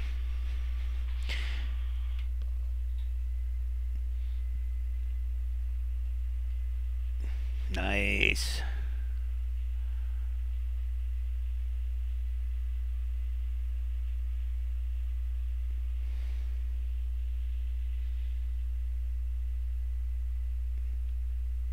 I sure wish, David, I sure wish you would have been there at the OVPA team meeting that we had in South Florida, right in your neighborhood, matter of fact, wasn't it? That would have been cool. Well, that was several years ago, but we're going to be doing that again probably next year. We're going to get all the guys together. And I don't know where that... Okay, what's going on with my chase blade?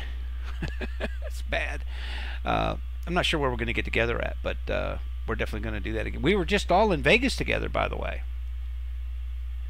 Well, we had not all the OVPA members were there, but we had 1, 2, 3, 4, 5, 6, 7 OVPA members at the Flight Sim convention in Vegas, which was super cool. And we had some excellent meetings with developers, and we're out there not to attend the convention, or the expo, but we were there to in support of Flight Sim Technologies and the FS Reborn product line. And I don't know if you've tried this yet or not. Well, you're running V4.3. Okay, so there's a product out there. It's freeware right now. We're coming out with a pro version later this year, but it's called FS Reborn AI Lights. If you don't have it, you need to go get it. Now, I will tell you that if you updated to V4.3 using the component and separate component installers, then it'll work for you. If you do a complete install of 4.3, for some reason it's not working, and we've been working hard to investigate that, and we should have that issue resolved within the week. But anyway, it will change your nighttime flying. So I would go get that thing and install it. It doesn't mess with any of your P3D default files whatsoever, so you can install and uninstall this thing as many times as you want with no fear. And it will absolutely... I'll give you an example. You'll now be able to see strobe lights out as far as 18 miles. Hey, do you know that little phenomenon in ESP? Roger. In ESP being the base sim that FSX and P3D is founded on, all versions of P3D. So little problem with the lights, so that when you're further away they look okay, when you zoom in they look terrible, type of thing. Well, anyway, we got rid of all that stuff and replaced them completely, both in the freeware, and then the payware is going to slay you. It's so incredible. But anyway, it's a freeware product, and it will absolutely revolutionize your night flying. Especially, it works on VATSIM, or with any of your it just works with your AI traffic files. So it doesn't matter if you fly on VATSIM or offline or whatever. And anyway, it'll change your nighttime flying. It's good stuff. Highly recommended, but it's only for P3D V4.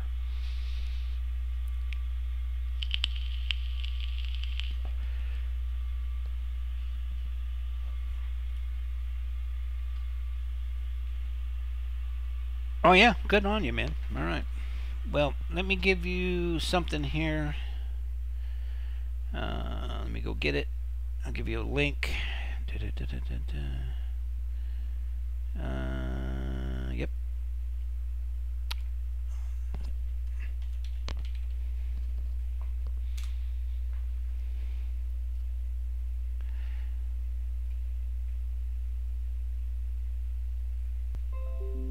That's me copying the link I'm going to give you here. Alright, so here is a link to our voice server setup software. I mean, it'll help you set up Discord, which is what we use, and it helps you connect to our server, and you can do that in like 3 minutes. So I mean, it doesn't take long at all. Just click on that link and it'll download a PDF file that will hook you up, and you're welcome to come do some flights with us. Yeah, I think I'm catching up on you again. Stand by.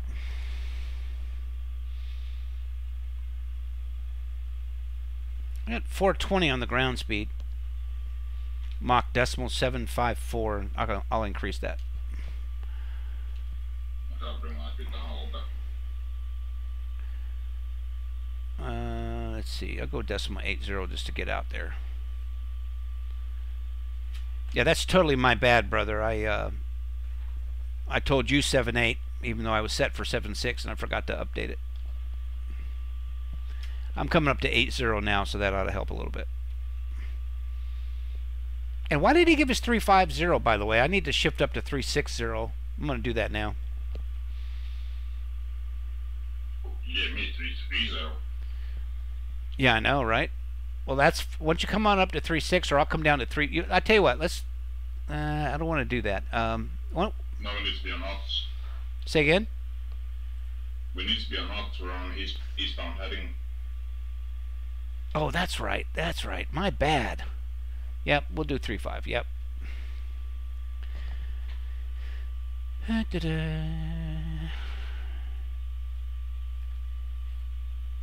Ta-da. Now everything's hunky-dory. I'll leave you climbing up first for a little bit. I'm going to stay on 3.5 just to try and maintain the separation a wee bit. Yeah, it's cool. I'll maintain 3.5. Hey guys, welcome to the stream.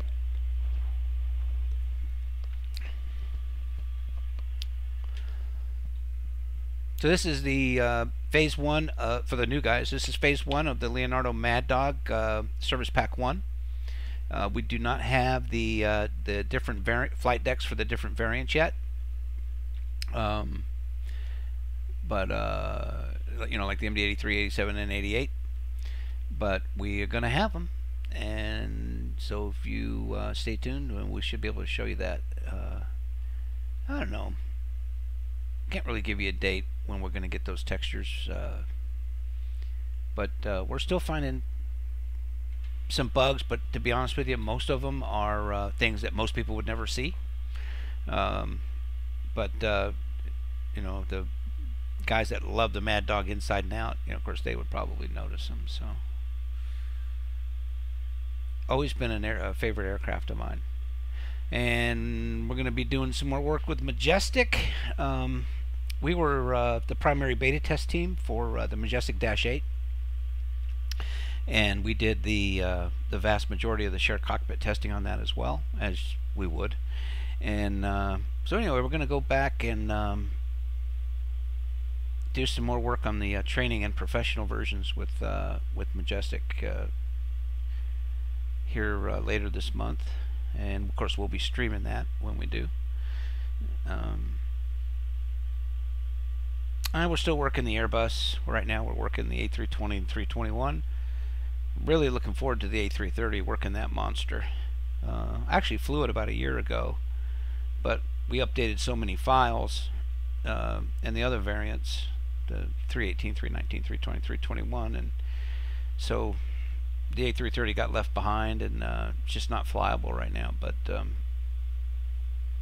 we'll be working that probably toward the end of November. Nah, that's not true. Beginning of November. Also, in the news, OVPA, you may or may not know this, does an annual flight sim web conference for those people who cannot go to the physical conferences. And this will be our 4th year in a row of doing it. And it's going to take place in October on a Saturday at 5 o'clock GMT. But I don't know the date yet. We just have to make sure we don't conflict with an annual flight sim charity event. And I have a pretty good idea who's going to be the guest developers and what software we're going to be giving away and all that kind of stuff. But it'll be next week before I'm able to formally announce all that. We usually get about 5,000 viewers for every single web conference. So hopefully you guys will be part of that 5,000 plus viewers. It's a lot of fun, and you can. This year you'll be able to ask questions directly to the developers. So we'll drag you into the voice channel, and you can ask your questions either via text, or you can ask them online during the conference. We're happy to have you do that as well, with a finger on the kick button, right, for somebody who might get a little carried away. Can't see. Canomenden, good to see you, buddy. I'm hoping I said your name right. You can just call me Dave.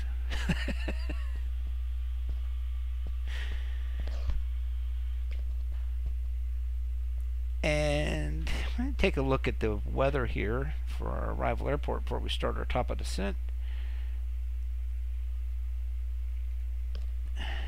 Was a tropical storm over Miami a little bit ago, but it was moving.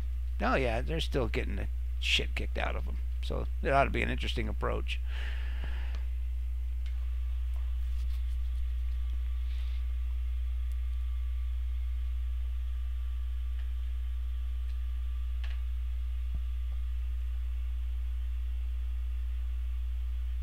Oh, is that right? Hey, that's pretty cool. I like that. That's a cool username, man. Outstanding. Cano the man. I like that.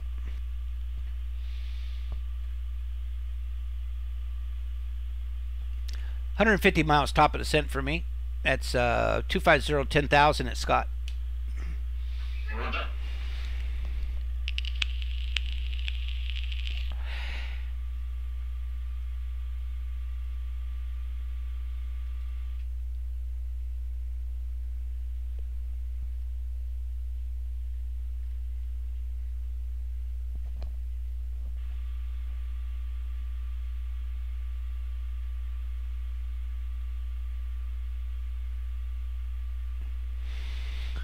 Looks like Miami Center's back up. Yeah, I'm gonna go ahead and monitor them at 3225.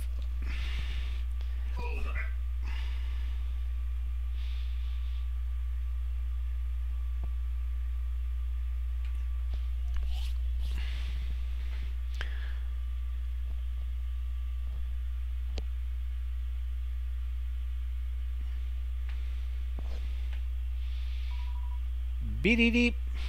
And there's the contact request.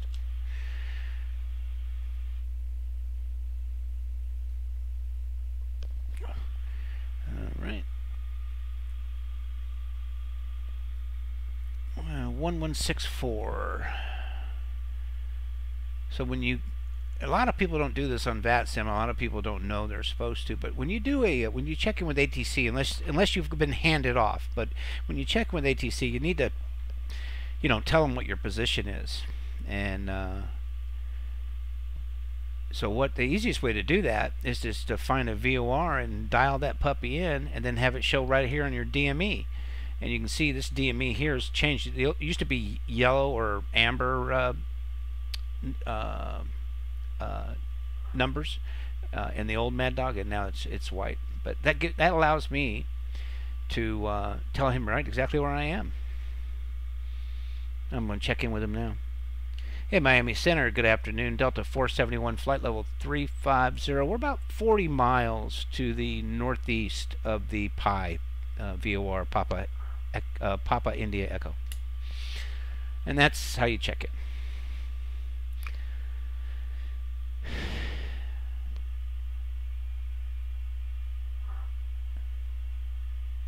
Alright, and I'm not hearing anybody, so let me double check my frequency. Yep, that's correct. Delta 471, Miami Center. Radar contact as described. Cross Skynet and maintain 1,250 knots. Miami altimeter 3002. Oh, yes, Scott, at 250 10,000. Thanks, Delta 471. The 3514 request. So if you guys plan on VATSIM, you know, if a controller comes back with your check-in and he gives you a squawk code, it's usually because you didn't give him a position report. The 3514 contact Miami approach 124.85. It's a polite insult. You know. 124.85 Delta 3514. Now some controllers, when they're really busy, they're going to give you one anyway, and they're going to listen to your position report, but they're going to ignore it because they're just too busy to go and look on the screen and spot you, and then put your squawk code in their system. So they're just going to assign you one, and that you see that when they're really busy. But other than that, you really need to. You always need to give a position. All right, American 1007, descend to maintain 2,500 Tampa altimeter 3005. Down to 2,500 for American 1007. American 1007, turn left heading 2880.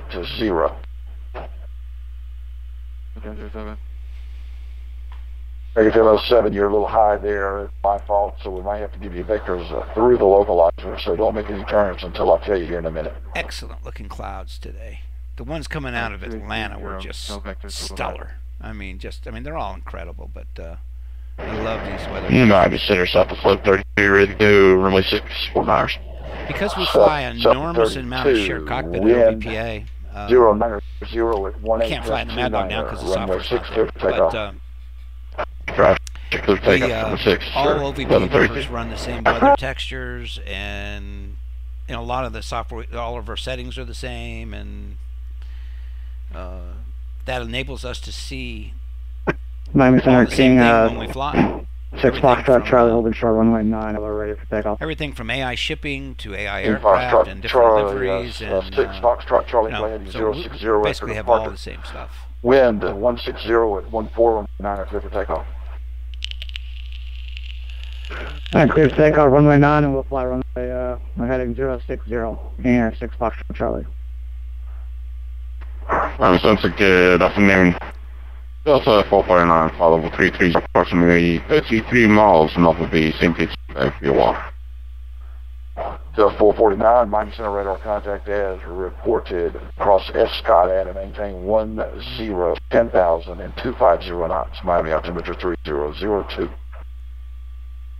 Let's go 10,000, 250 knots, and the altimeter, Delta 449. Cross feed for the fuel on, and see if our fuel evens out just a little bit. American 1007. Don't really need to do it. American 1007.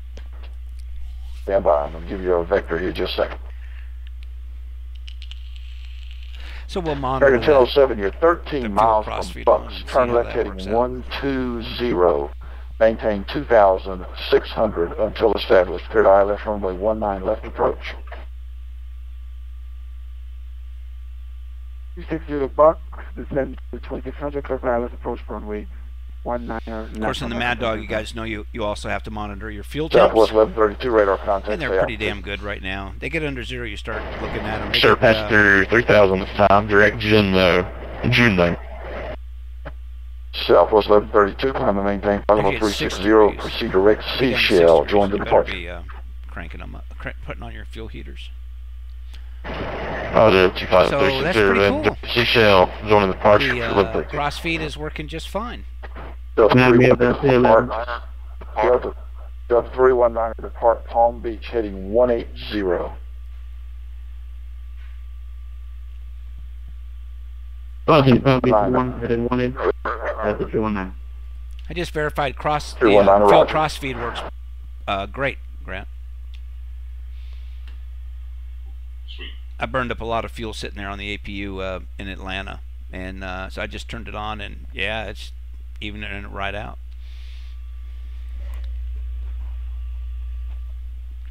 Scheduled right turn.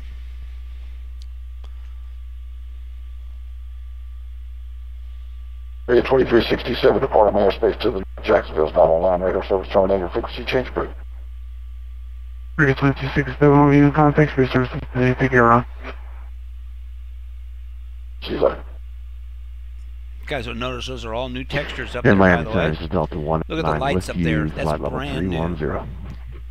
See if I can get you a better look at it. Delta 189, Miami Center, where you located? located? My tracker right now instead of chase plane, but there you go. Pretty neat. And that one you can see is turned on a little bit over there. So that's pretty cool. I'm on your western edge. You're giving me a all set of new exact textures location. in this puppy. Delta 189, I have you now. Radar contact at the Baca intersection. Cross S. Scott and maintain 10,000 and 250 knots. Miami altimeter 3002. Please read back again for Delta 189. You were broken up for me here. That's my fault. 189, cross S. Scott intersection and maintain 10,000 and 250 knots. Miami altimeter is 3002.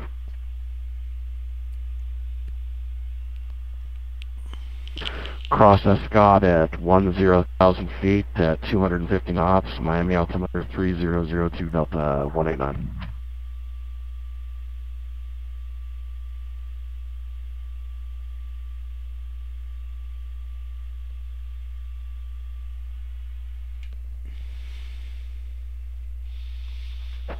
Delta 319er, contact Miami approach 124.85. Let him know you're on a heading of 180. Over to Miami approach 124.85. Let me know when I hit 180. That's it. That's 296. 756 Foxtrot Charlie radar contact, say altitude. 2000 or 6 Foxtrot Charlie. Foxtrot Charlie, climb and maintain 11,000. Proceed direct Carnu. Alright, up to 11,000 and direct Carnu 756 Foxtrot Charlie. Grant, my top of descent is just past Barry. Yeah, same here. American 1007, you on the localizer? We're not on the localizer, just for American 1007.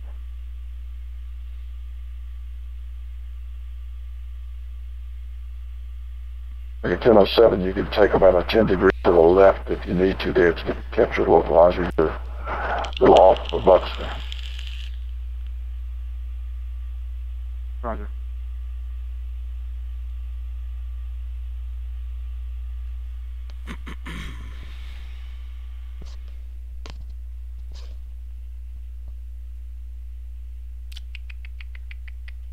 American 1007, descend and maintain 1,500, so you'll be sure to be below the glide slope.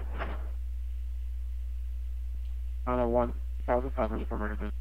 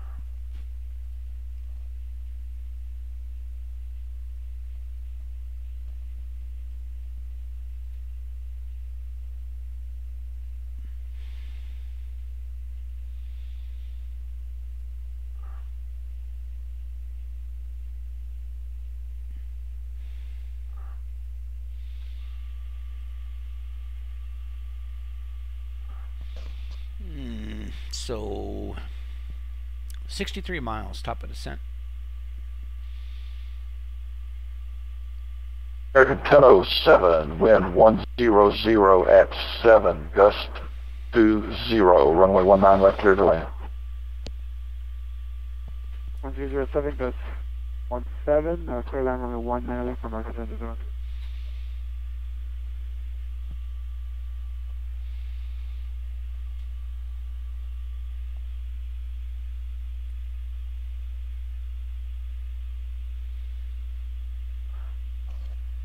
Now, I might, if I was not really too familiar with the weather that I'm fixing to fly into, then I would angle my radar down a little bit. American 148, contact Miami, approach 124.85. 124.85, so long. Yeah, we might as well do that anyway, right? 3.5 degrees. There we go. 3.5. And that should start painting some weather. If it doesn't do it now, it will certainly do it as we start to descend.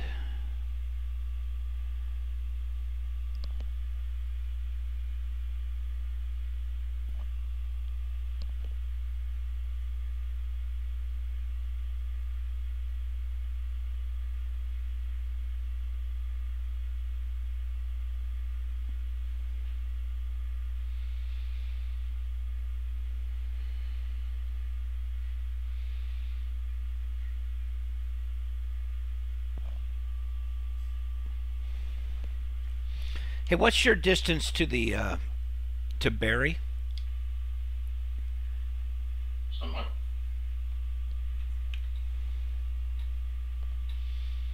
I think 4 miles. 64? 54. 54. Yeah, I'm just about 16 miles behind you. I'm just losing you now for my T-cats. But I get the speed down to 75. Yeah, Roger. Yeah, I got you 17 miles behind me now. Yeah, I'll just keep the speed down for now and then. Excuse me. Well. Excuse me about that, guys. Don't mean to do that in your ear. Roger, Roger. I'll give you. I got 33 miles to go now. I'm going to give you. Well, now we're good on that. Never mind.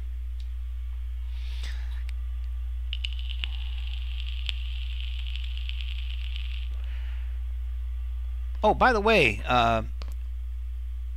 see if you can watch my stream for 120 seconds and take a look and see what happens when the page changes.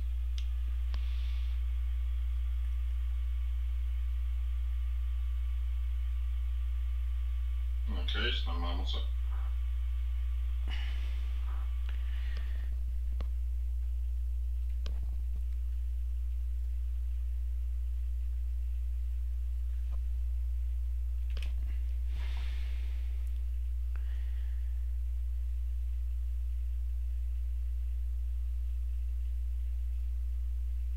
Clouds look identical.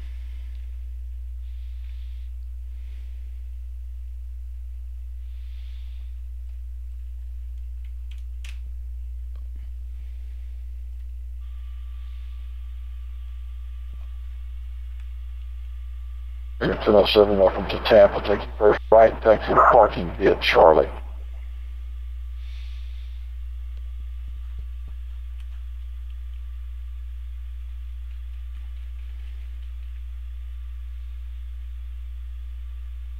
Take the next right, 10,000 is armed. So it's just going to the other side of the actually, I can close this.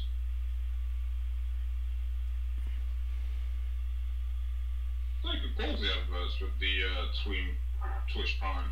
I don't even see him. Alpha 2900 request the sign. We would like to put in a request for the visual approach runway 9er. Is that for 6 Foxtrot, Charlie?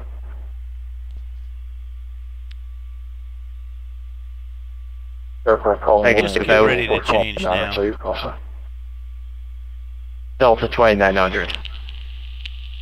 Delta 2900, Roger.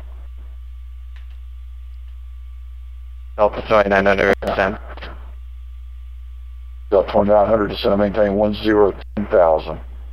Key West Alpha 2995. 2995 to descend and maintain 10,000, Delta 2900. Just change, so it'll be 15 seconds for you. And it'll change 6 seconds after that. Okay, so you've done the slide transition, I say, okay? Yeah, and there's like 5 different new transitions you can do Spirit with this Wing plug-in. If you like it, I'll get it to you. Level 360. I think we've got it actually. Oh, well, there you go. But cheers. Yeah, I thought you'd like it. Spirit Wing 322 minus 1, center squawk 731. 10 miles to Barry. Block 4731, Spirit Wing 322.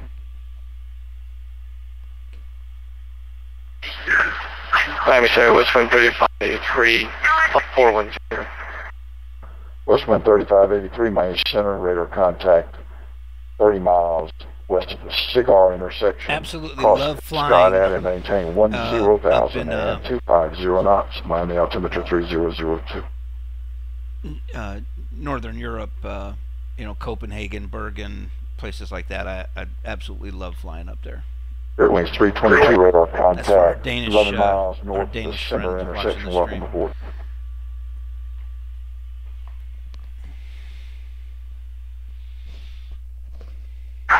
Yeah, 410,002, nothing there, Westwind 3583.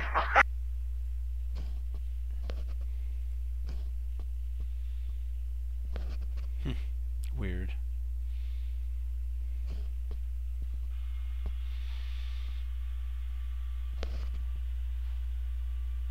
That's a very big one. You go. We'll see you there.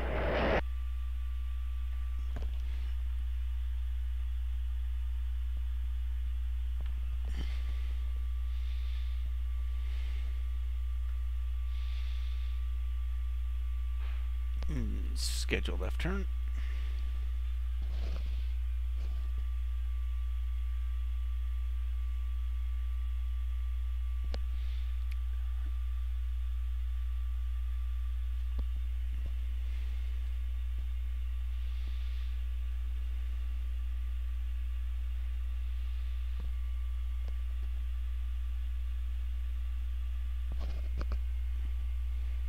One 2485 for the approach.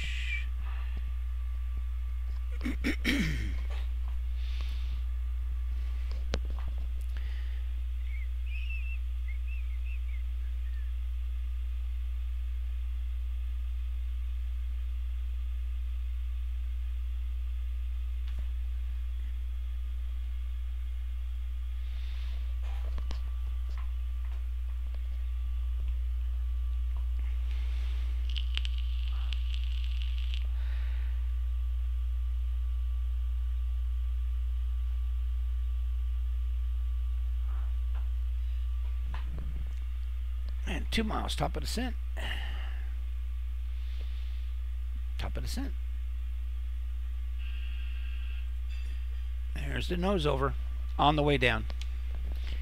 Miami Center, Delta 471 out of 350 for 10,000 at S. Scott.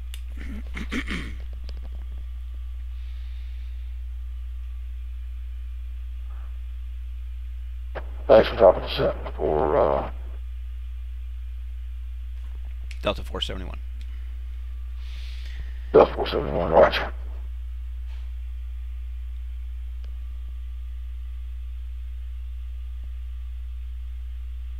All right. I'm going to slow back down to see what my descent was at, actually. 7-8.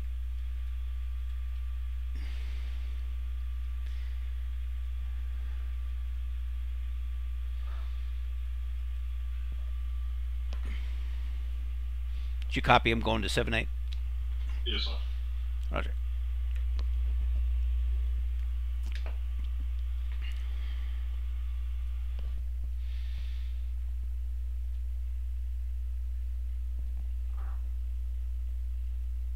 Spirit Wings 322, contact Jacksonville Center 134.85.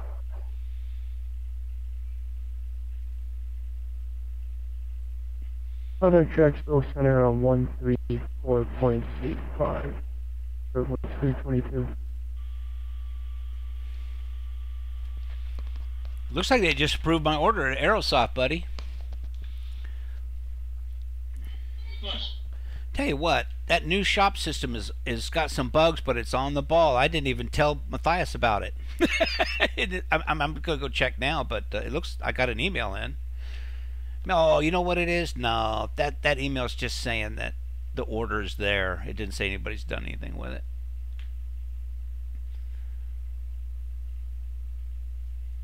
I'm pretty sure. 756 Foxtrot Charlie cross. Yeah, it's not been done yet. Let's see, you're on the Curso. Cross Curso, maintain 10,000 at 250 knots. Miami altimeter 3002. And if you can't make 250 knots, that's fine, as long as it's 10,000. Alright, cross Curso at 10,000. We'll try to be around 220 or so knots and altimeter 3002 for 756 Foxtrot Charlie.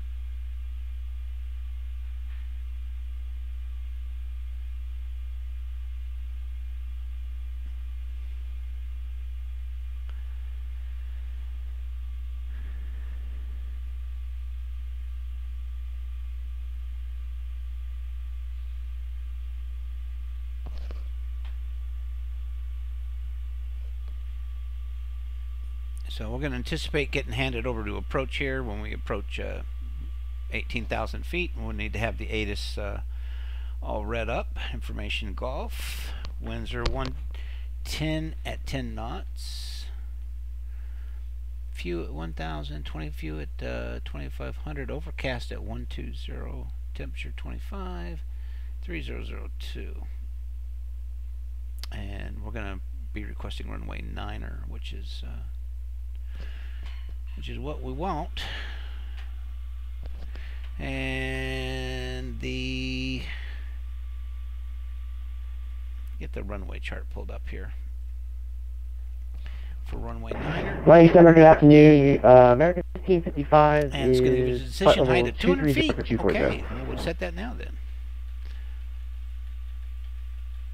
American 1555 Miami Center, squawk 4515, 515. 4515, American 1555. And 200 feet is set.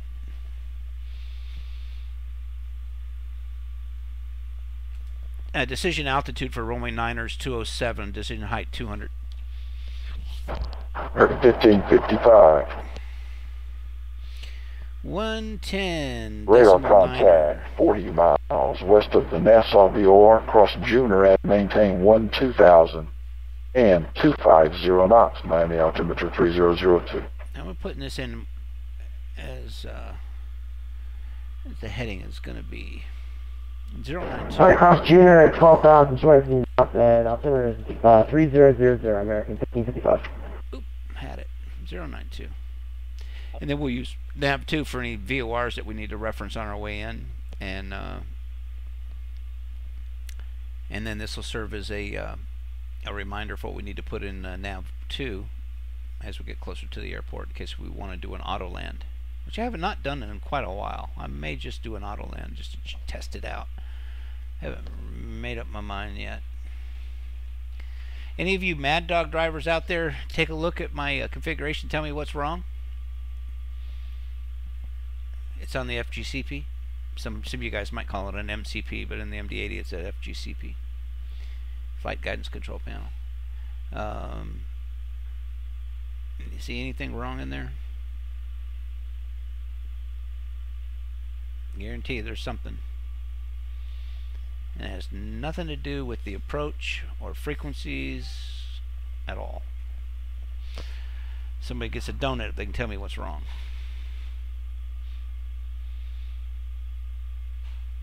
Of course, we're going to email it around the world to you, make sure it's good and stale. No, actually, I'm doing that on purpose. There was a bug report made to us, and so I'm just flying with Autopilot 2 on right now, or DFGC 2, but that's not it. No, that's a bug. The problem is I'm way too fast to have my my bank angle set so high. It should be set down to about 15 right now. That's what the problem is. We're gonna live with it. But good call on the autopilot and the gear. It's just a bug.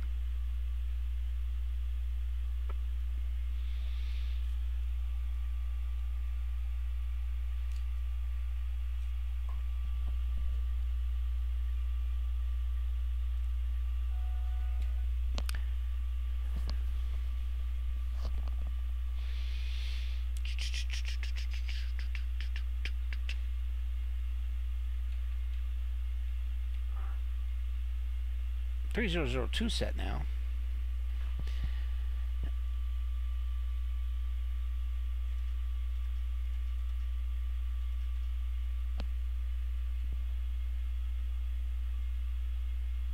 So we came up. We got some fine tuning to do on the VNAV. Southwest 1120 contact, Miami approach 124.85. Well, maybe not actually, because we still need to slow to 250. Approach 124.85. Yeah, that's Project Fly. The correct aircraft was that dumps that overlay in for us, so you guys can see. And I selected the correct aircraft, but it did not populate. Also, I have a different registration number. I'm flying as 904DL, November 904 Delta Lima for registration number, and that did not populate either. So there's some kind of issue there. I don't know what it is. I have to look at it. I was flying the 320 last night. That's why that's there, or yesterday afternoon. But yeah, it's interesting. I saw that too, and just kind of got to figure out what the hell that is. Delta 471 contact Miami approach 185. 2485 for Delta 471. Thanks for the service. We appreciate it. Yes, sir. Thanks for flying with us. For United 262 Heavy. Aircraft checking in with approach, repeat call sign. King Air 6, Foxtrot Charlie. King Air 756 Foxtrot Charlie, Miami approach, roger, information, Foxtrot now current, the altimeter 301. Showing hotel. Vector is ILS runway 9 approach. Showing hotel, buddy. Alright, Foxtrot's on board, and altimeter No, it's not, because it's not what he's... ILS runway 9, 756, Foxtrot Charlie. King Air 6 Charlie, descend to maintain 5,000. And to maintain 5,000, 756, Foxtrot Charlie. Miami approach. American 148, turn left heading 140, American 148, turn 140. Roger, American 148, up to 140. 350, correction 3514, Delta 3514, contact Miami, correction Miami Center 132.25. Good day. 132.25, Delta 3514. Miami approach. Delta 471, Miami approach. Hello, information Foxtrot current. Expect ILS runway 12 approach. Descend to maintain 7,000. All right, we'll look for runway 12 with a request for runway 9er, and also we're showing hotel as the current ATIS. Just updated from Gulf a few minutes ago. Roger, yeah, just got updated, didn't get to check it. Information hotel current from Miami now, the altimeter 3001 and Delta 471, ILS runway 9. Runway 9, thanks. And give us that altitude again, please. Delta 471 to maintain 7,000. 7,000, thanks for that, Delta 471. And we're going to just pull that. Delta 319 with 1108, runway 12, clear to land. Down. Clear to land, runway 12, Initial 1,800 feet.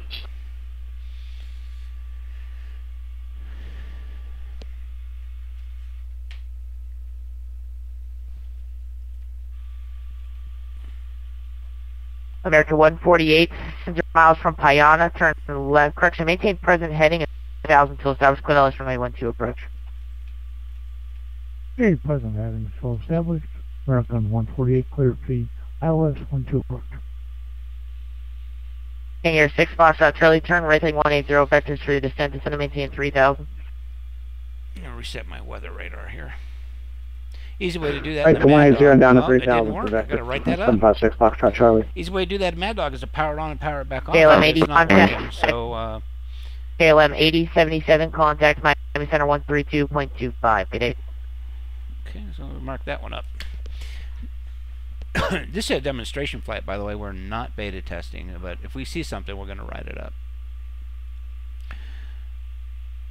How interesting is that? There's also 11.5 for 10,000. Delta 449 Miami approach, roger, information hotel current, expect ILS runway 12 approach, descend to maintain, correction 8,000. Okay, just to maintain, I believe that was 8,000, but that's 449. It's also runway 9 at the time. Delta 449, expect ILS runway 9. Oh, that's runway 9, that's right, Delta 449. A little bit of spoilers here.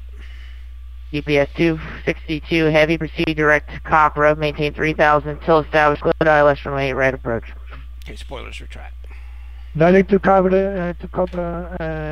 maintain 3,000 till stabilize, speed 8 right, OPS 262 heavy. And spoilers armed.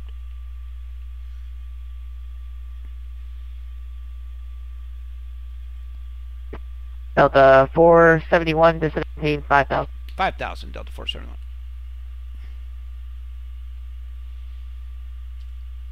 Delta 319, welcome to Miami. Taxi to correction, taxi your terminal via taxiway Papa. 1,200, actually 1,300 feet per minute should do it. Thank you. We'll taxi via taxiway Papa. That's 200.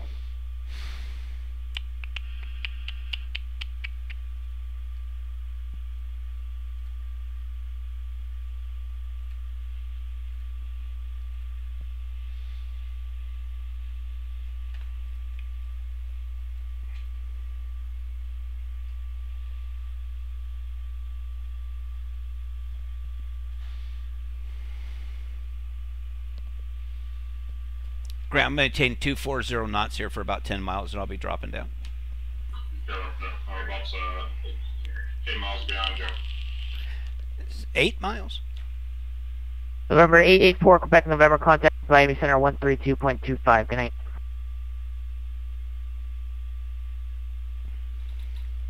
Enter on 132.25. Good night. Boy, the radar quit updating here, buddy. Unless there's no rain here.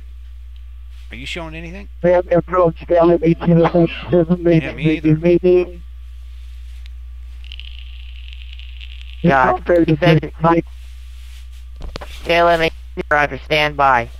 UPS 262, do you have the airport in sight? It's going to be to your 12 o'clock and 10. Slowing 220 knots, Grant. A little early. Say, for UPS 262. UPS 262, by any chance you have the airport in sight to your 12 o'clock and 1 miles?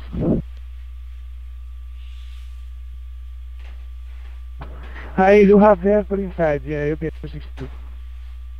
UPS 262 Heavy, Roger. ILS approach canceled for runway 8 right. Side set to runway 9er. Clear visual approach runway 9er. Need to do that for traffic.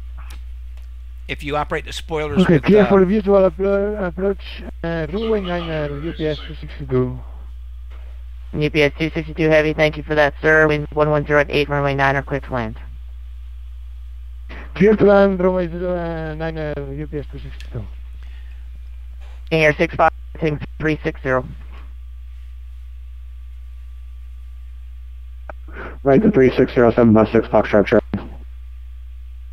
Southwest 1120, descend and maintain 3000. 3000, 1120.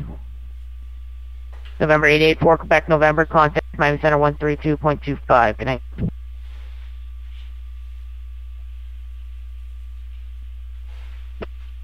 Delta 471, descend and maintain 3000. 3000, Delta 471. American 449, descend and maintain 4000.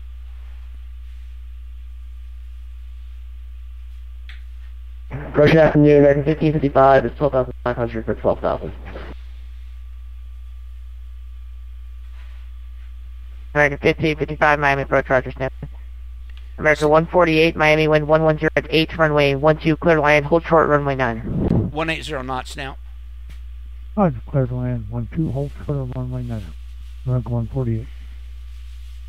UPS 260, 737, he's on the established short final, runway 12, he'll hold short, runway 9. We hold short, runway 12 for UPS 262. Heavy. UPS 22 Heavy, negative. You have the full length. I'm just letting you know the landing traffic on 12 will hold short to your right.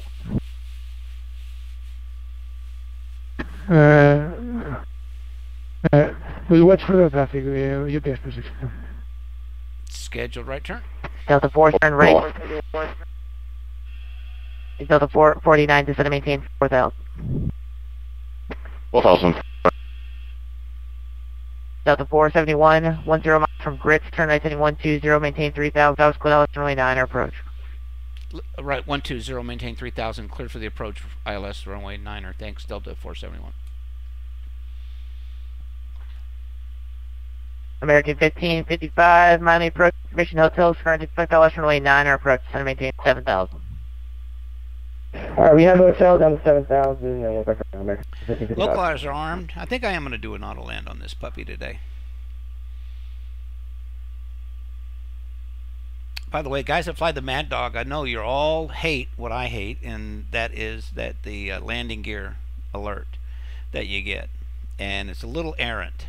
It's a little incorrect. Not much, but a little bit. Well, there's a new function in SP1 that enables you to kill that until it's well, it's a certain altitude. I have to look it up what it is, but basically there's a setting that allows that just to go bye-bye. Otherwise, we would have heard it by now. 1120, holding 3000. So anyway, it's pretty cool.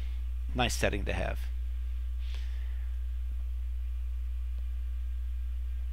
No, he dropped off. Yeah, he went bye-bye. He'll be back.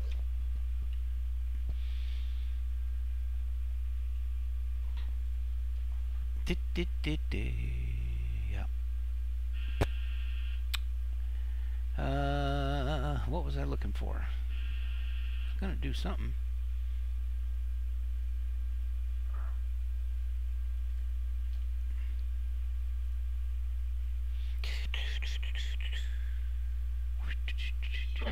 sir. 121. Yeah, roger that. 2900. Let me check in real quick. Miami Center, Delta 471, lost approach, and we were cleared for the approach runway 9er.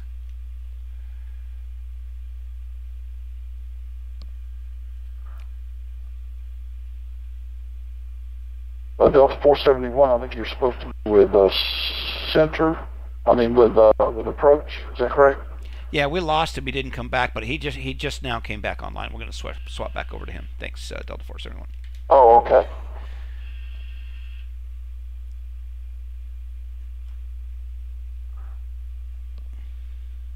Slow in 160 knots, and then it'll be VAP. He's gonna go. I'm going to stay here.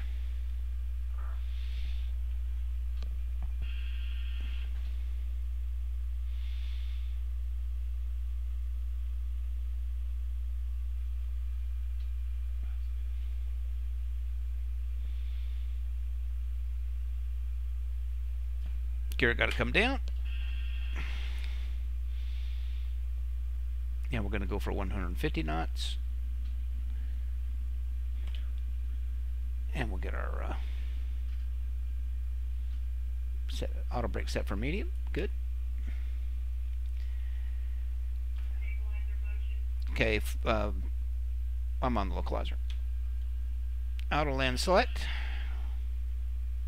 We ran our pre-flight test for that, so we're cool. And we'll see how it works. 121 for flaps 40, but we're going to do a flaps 28 landing at 129. Yep, 129. So let's. Alright, that's all aircraft. Miami approach is back online. I believe I have my issues figured out. Delta 471 Miami approach. How do you copy?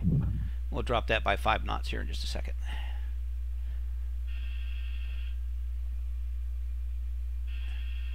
Miami approach, Delta 471, final runway 9er. Delta 471 Miami approach, the wind is 1108, runway 9 winds. Clear to land runway 9er, thanks Delta 471. Okay, now we're way past the glide slope. Whoops, want that back on. And we'll take the autopilot off.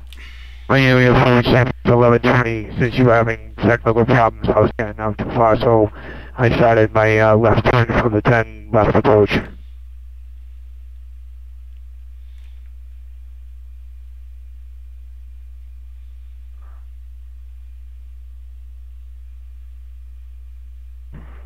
Miami approach Delta 189, you flight level 100, overflying feeds on the Scott 4 approach.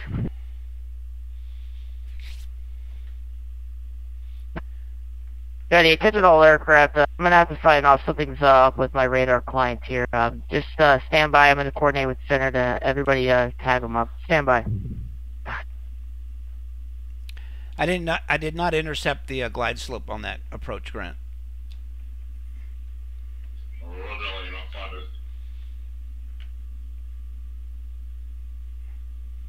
So what we're going to do is put the aircraft in a little bit more of a higher glide slope, and then we'll bring it back and it'll slow right down. At least that's what it's supposed to do. And I don't know where all the bad weather went, but it was here when we left. It's sick, you know. Real world, you try to do everything you can. Well, that's not good. Everything you can to avoid bad weather, and in flight sim we go right after it. So I'm gonna have to float. There's a offset approach here, so. Looks like it's in such a nice. So I did a auto land, so that might have been it.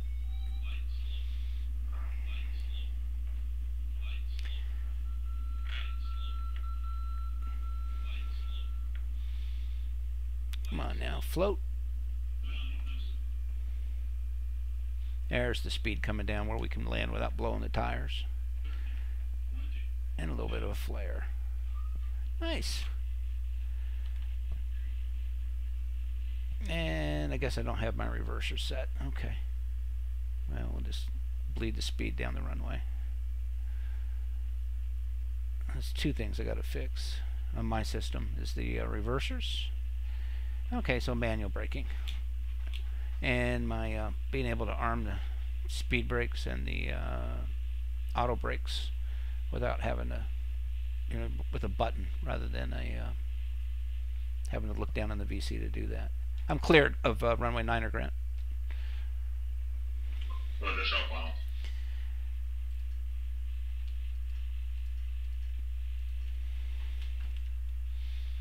And strobes off.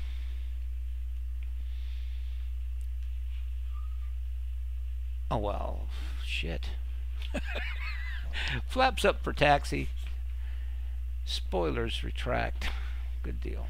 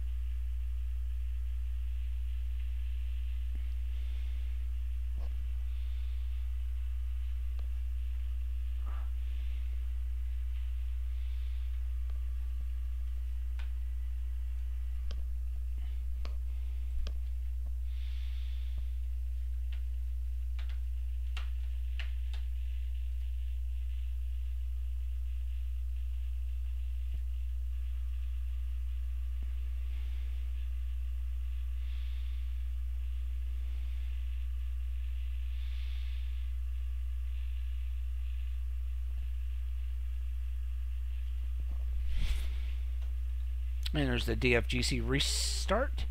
Happens 2 minutes after the aircraft senses a certain number of G's, knowing that it's landed.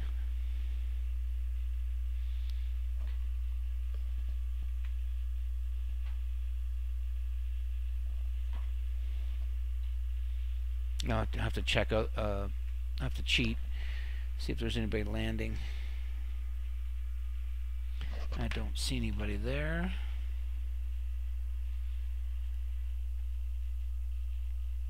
Check that spy real quick.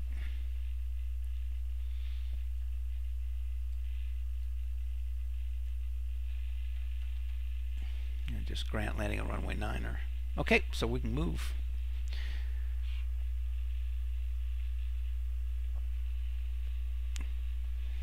Look around as much as I can. Clear on the left. Clear on the right.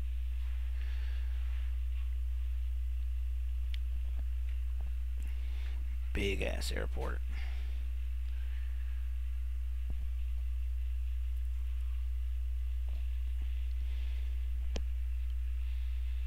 And Tango Quebec to the gate.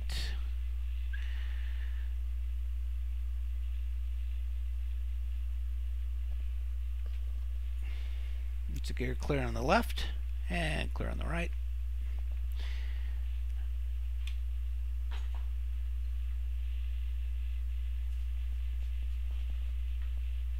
Now, Lufthansa 74 down there.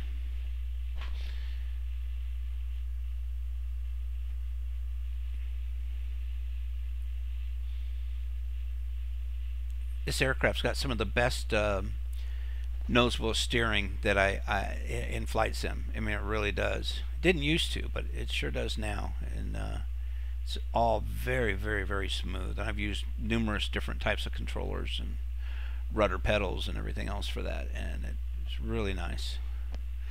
And we're just about home. I need to find a port in this storm. I think I'll pull up over by that Lufthansa who's at a Delta. No, he's not either. He's at a Juliet gate, which is probably right where he needs to be. And again, clear on the right. Not going left.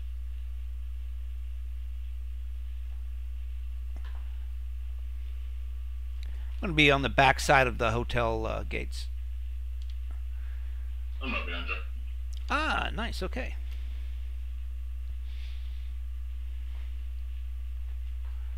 Well, then I'm gonna pull in here.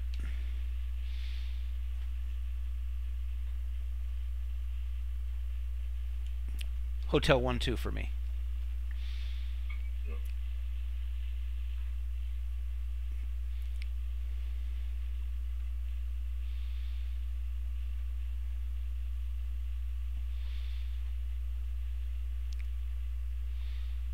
Should have had GSX have the parking guys out here for me. That would have been nice. Parking brake set.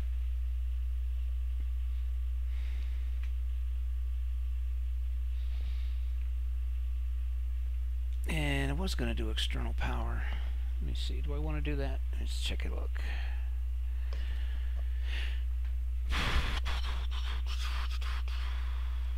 Ooh. That's broken. No, it's not.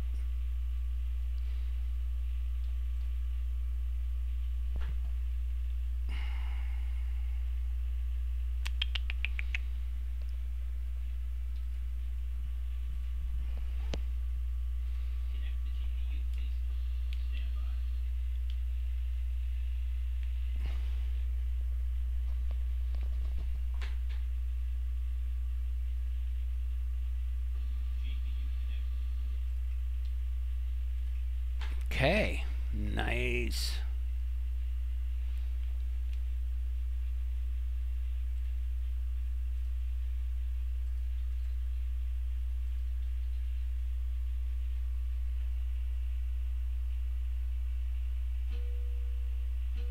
Yes, Mats, it does. Real World in the old Mad Dog had that. We do not have that in this version. We elected not to do that.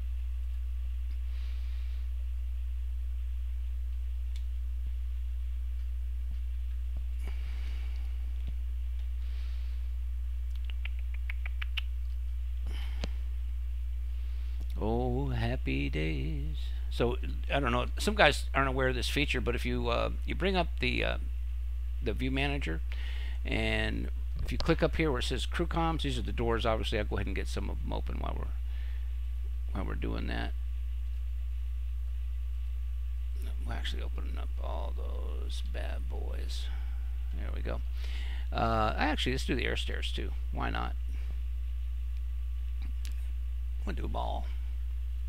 And so you click on crew comms, and then you get to the PA emergency test and yada yada yada. You know, and I don't ever use this stuff except for testing it.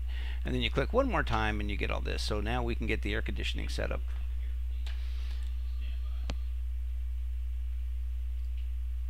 And we'll just burn some air there as soon as it comes on.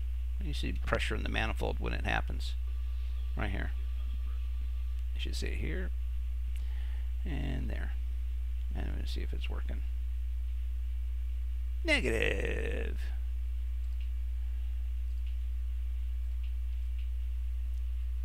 This is the bleeds anyway, and well, it comes from the APU as well, but yeah, we should see it. So we're not seeing that. I'll get that written up. All right. All right, you can get deep plane now.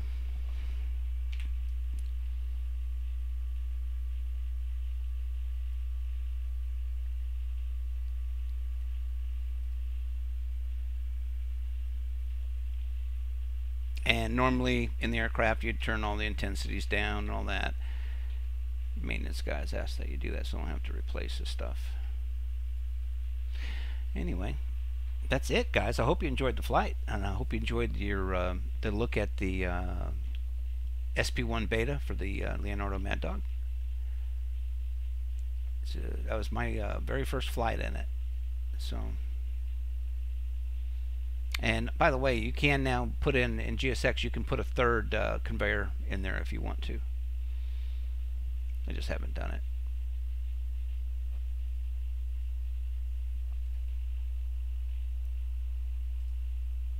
Let me see if I can get my sound mixer to come up. There it is.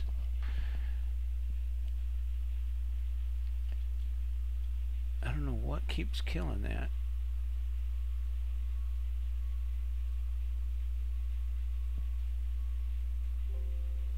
There we go.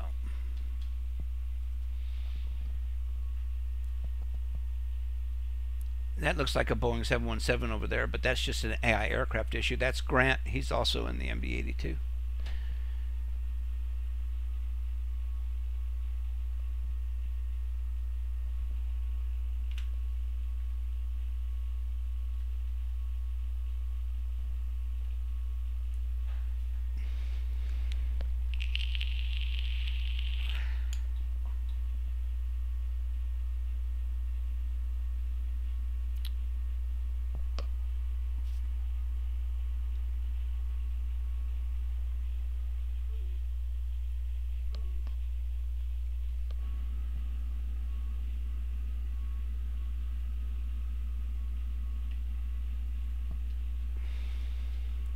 So sometime, one of the Saturdays at 5 p.m. GMT in October, we're going to have the 4th annual OVPA Flight Sim Web Conference. We usually have about 5,000 viewers, actually just over, each year of the 4 years that we've done that.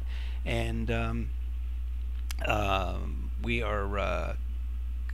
we'll be announcing that on various websites and whatnot, so you'll be able to see that. And we'll do product giveaways and have some excellent flight sim developers that you can ask questions of and see what they're working on and all that kind of stuff. So hopefully you guys will join us for that.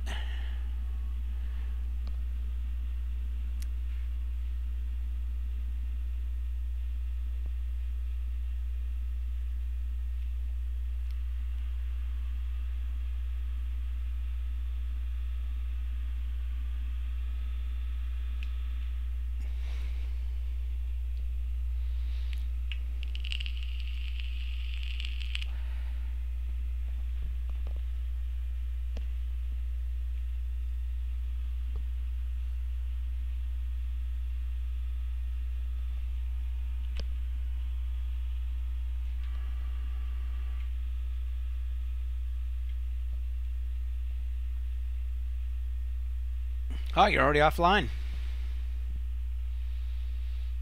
Yes, sir. I think I'm gonna call it night, sir. So it was a good flight anyway. It was a great flight. Sorry we missed the bad weather here, but yeah, it was a great flight. I really enjoyed it, and I guess I will see you tomorrow probably.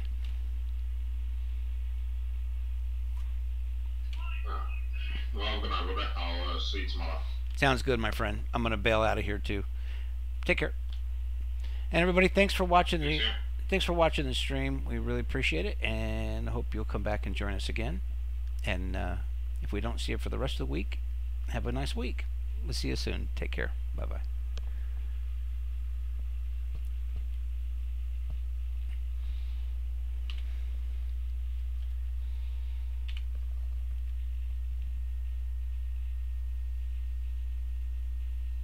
Get the hell out. The passengers I'm talking to.